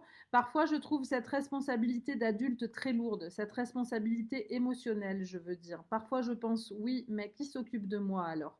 Il est temps de parler de la mémoire traumatique. Qui s'occupe de moi alors? C'est un peu l'enfant en nous qui dit ça, l'enfant dont personne ne s'est occupé, enfin, dont on ne s'est pas occupé de la façon dont on aurait pu s'en occuper, en tout cas. C'est difficile parce qu'on donne beaucoup à nos enfants, on leur donne ou on essaye de leur donner ce qu'on n'a pas reçu. Et c'est très compliqué de donner ce qu'on n'a pas reçu. Ça nous met au défi chaque jour. Et en nous, finalement, quand on était enfant, on a stocké un petit peu toutes les blessures, toutes les blessures d'enfants dont on n'a pas pu parler, qu'on n'a pas pu pleurer, qu'on n'a pas pu sortir par le moyen, par l'expression émotionnelle, des souffrances auxquelles on n'a pas pu donner de sens. Ces souffrances sont stockées dans une partie de notre cerveau qui s'appelle l'amygdale cérébrale, euh, un peu de façon anarchique, je dirais. Ces souffrances sont stockées là. Bon, je vous donne pas les détails quand même de comment ça se passe quand un enfant souffre et ne peut pas donner de sens à sa souffrance, n'a pas le soutien d'un adulte dans cette souffrance. En gros, il y a des sécrétions d'adrénaline et de cortisol qui sont très importantes et qui mettent en péril les neurones parce que le cortisol sécrété en trop grande quantité est neurotoxique et l'adrénaline mettrait en péril son système cardiovasculaire. Donc les sécrétions sont stoppées et le cerveau se met comme en panne, il y a une seule glande qui est activée, c'est l'amygdale cérébrale. Donc normalement, quand on vit une expérience, elle peut passer par l'amygdale cérébrale parce qu'on a eu peur. Et puis ensuite, elle va se stocker dans l'hippocampe. Et dans l'hippocampe, on pourra s'en resservir comme d'une expérience. On donne souvent dans ce contexte l'expérience d'un chauffeur, d'un conducteur qui serait sur une route où un animal sauvage traverserait. Ce sont les sécrétions d'adrénaline et de cortisol qui lui permettent de donner un coup de volant pour éviter l'animal sauvage. Et ensuite, l'expérience va aller dans l'hippocampe.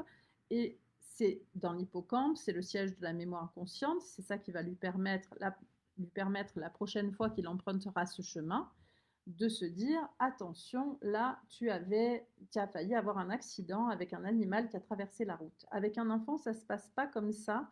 Les enfants vivent de nombreuses souffrances sans comprendre. Un enfant, par exemple, un bébé dans son berceau qui a faim et qui reste à pleurer et à réclamer quelque chose de la présence de ses parents et une intervention de ses parents, souffre.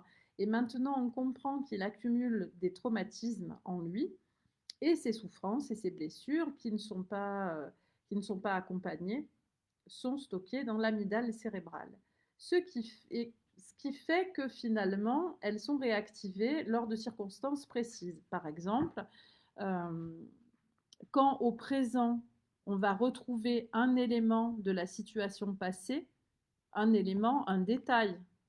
Ça peut être une couleur, ça peut être un jour de l'année, ça peut être les coups qu'on a reçus, ça peut être témoin de violence, ça peut être mille choses.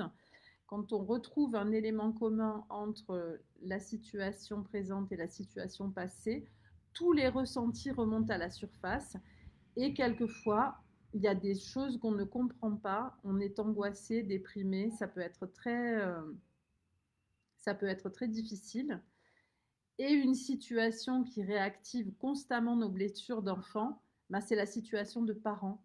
Quand on est parent, on est tout le temps ramené à sa mémoire traumatique.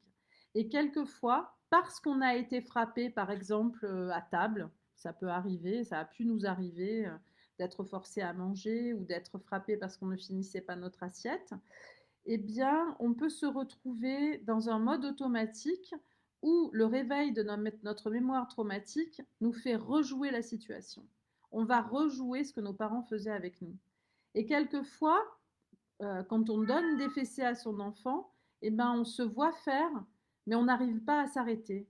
On est vraiment sous l'emprise de notre mémoire traumatique. C'est ça qui fait que c'est très difficile d'accompagner nos enfants. Parce que même si on a le désir immense de vouloir, enfin de les respecter, d'éviter de les frapper, etc., eh bien, il nous arrive de le faire, il nous arrive de les blesser parce que nous sommes sous l'emprise de notre mémoire traumatique. Et il y a un moyen de travailler la mémoire traumatique. Un des moyens de travailler la mémoire traumatique, c'est d'avoir des émotions soi-même, de se laisser pleurer quand on a besoin de pleurer, essayer d'entreprendre une thérapie aussi pour aller à la recherche de toutes ces blessures. en se disant que chaque réaction disproportionnée correspond à une blessure d'enfant non soignée. Donc, finalement, quand on a des réactions disproportionnées, on peut se placer en tant qu'observateur, finalement, à la fin de la journée et se dire: «Waouh, là, j'ai réagi, je me suis mise en colère, je comprends pas pourquoi il a dû se passer quelque chose quand j'étais enfant dans cette même situation». Et peu à peu, en se posant la question, en se demandant, «Qu'est-ce qui s'est passé avec mes parents dans cette même situation?», on arrive à détricoter un petit peu notre mémoire traumatique et à en être beaucoup moins le jouet finalement, à s'en libérer. Je crois qu'on peut s'en libérer. Enfin, je crois pas, je suis sûre qu'on peut s'en libérer. Alors, je pense que vous n'arrivez pas à vous comprendre sur le mot sanction. Ah oui, parce que vous discutez entre vous pendant que je suis en train de parler. Alors, tout à fait d'accord avec votre poste. C'est à nous, parents, de trouver du temps pour réguler nos propres émotions. Vous avez, en tant que parent, enfin moi je pense que les parents ont besoin de pleurer autant que les enfants. C'est vraiment ce que j'ai pu faire, ce que j'ai eu la chance de pouvoir faire.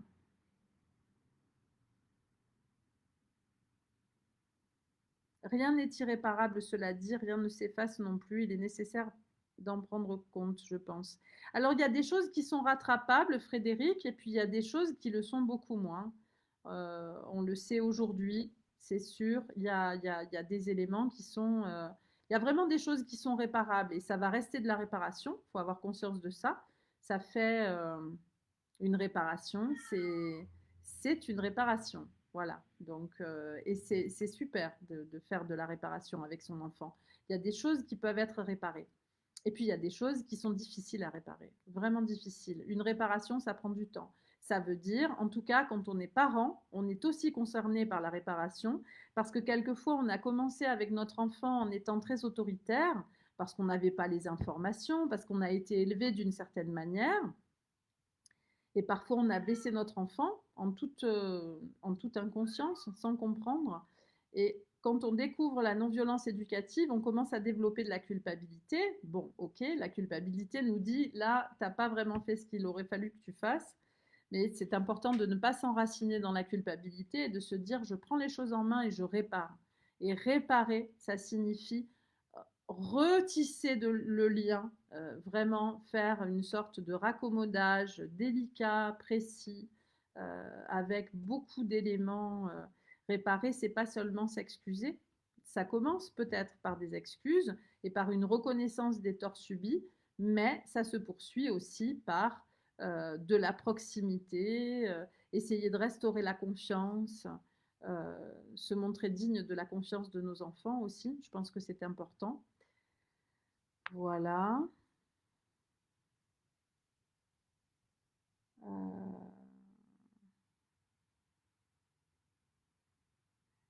On fait ça beaucoup, la réparation et la reconnaissance des torts subis.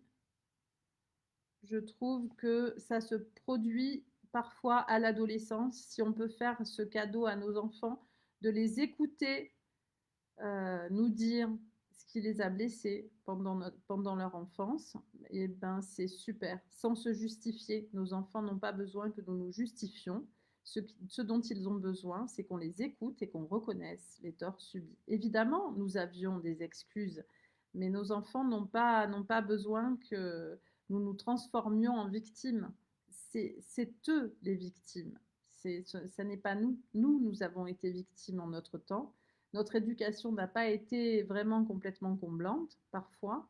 Et c'est pour ça que c'est difficile. C'est pour ça que quand j'entends des personnes dire la fessée, ça m'a pas tué, ben, c'est encore heureux que ça ne vous ait pas tué.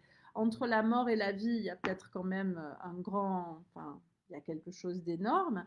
Et puis aussi, comment aurait été notre vie si on n'avait pas eu peur, si on n'avait pas eu cette peur parfois constante de nos parents, parce que le mariage de l'amour et de la peur, ça donne quelque chose de très particulier quand même.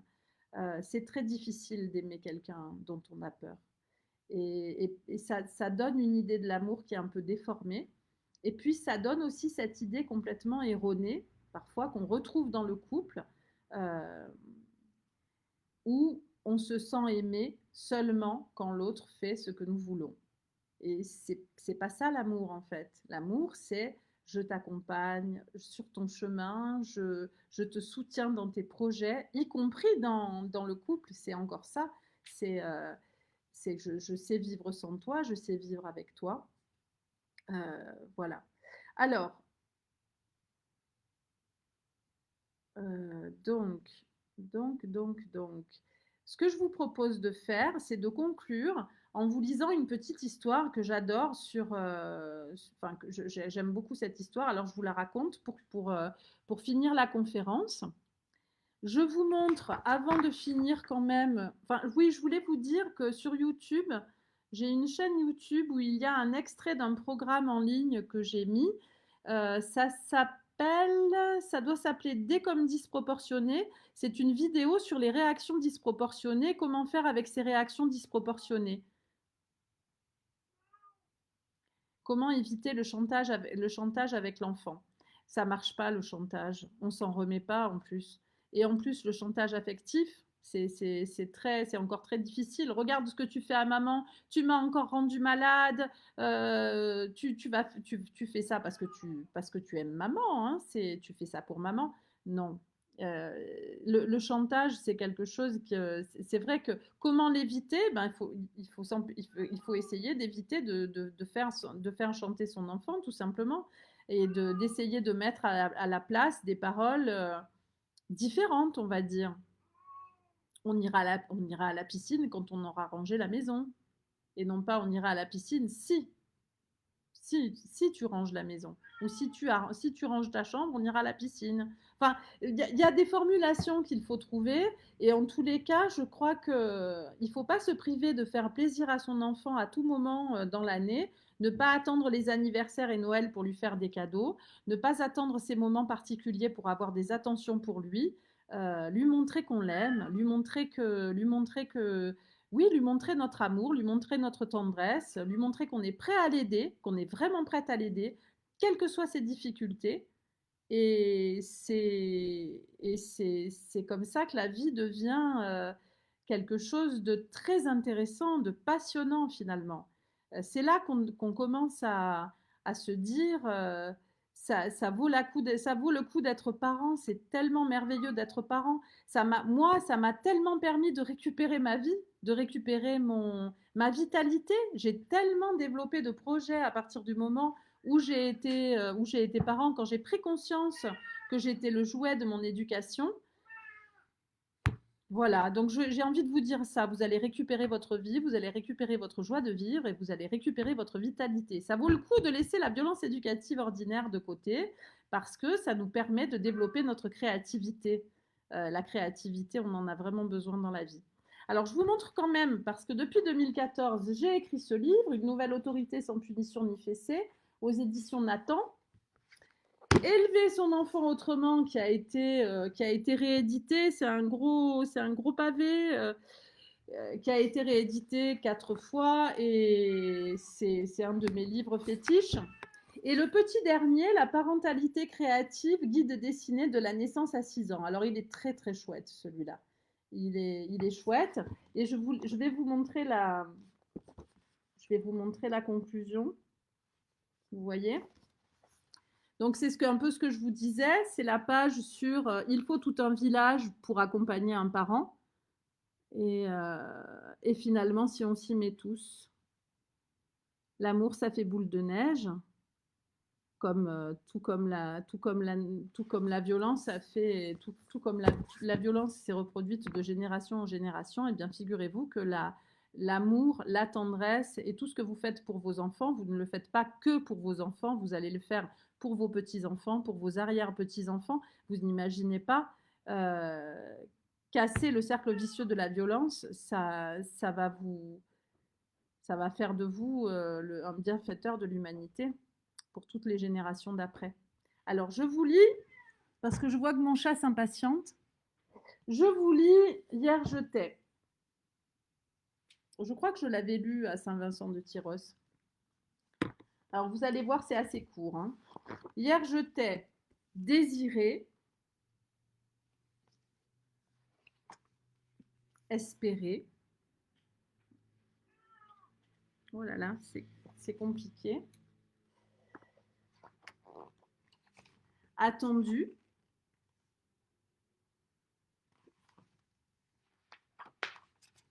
Découvert. Nourri.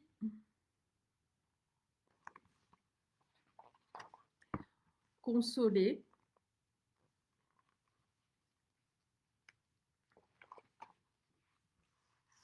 Dorloté.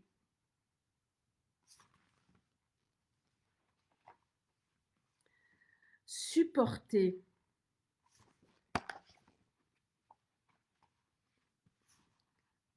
Porter.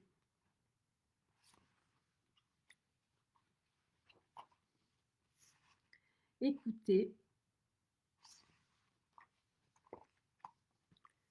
Encourager.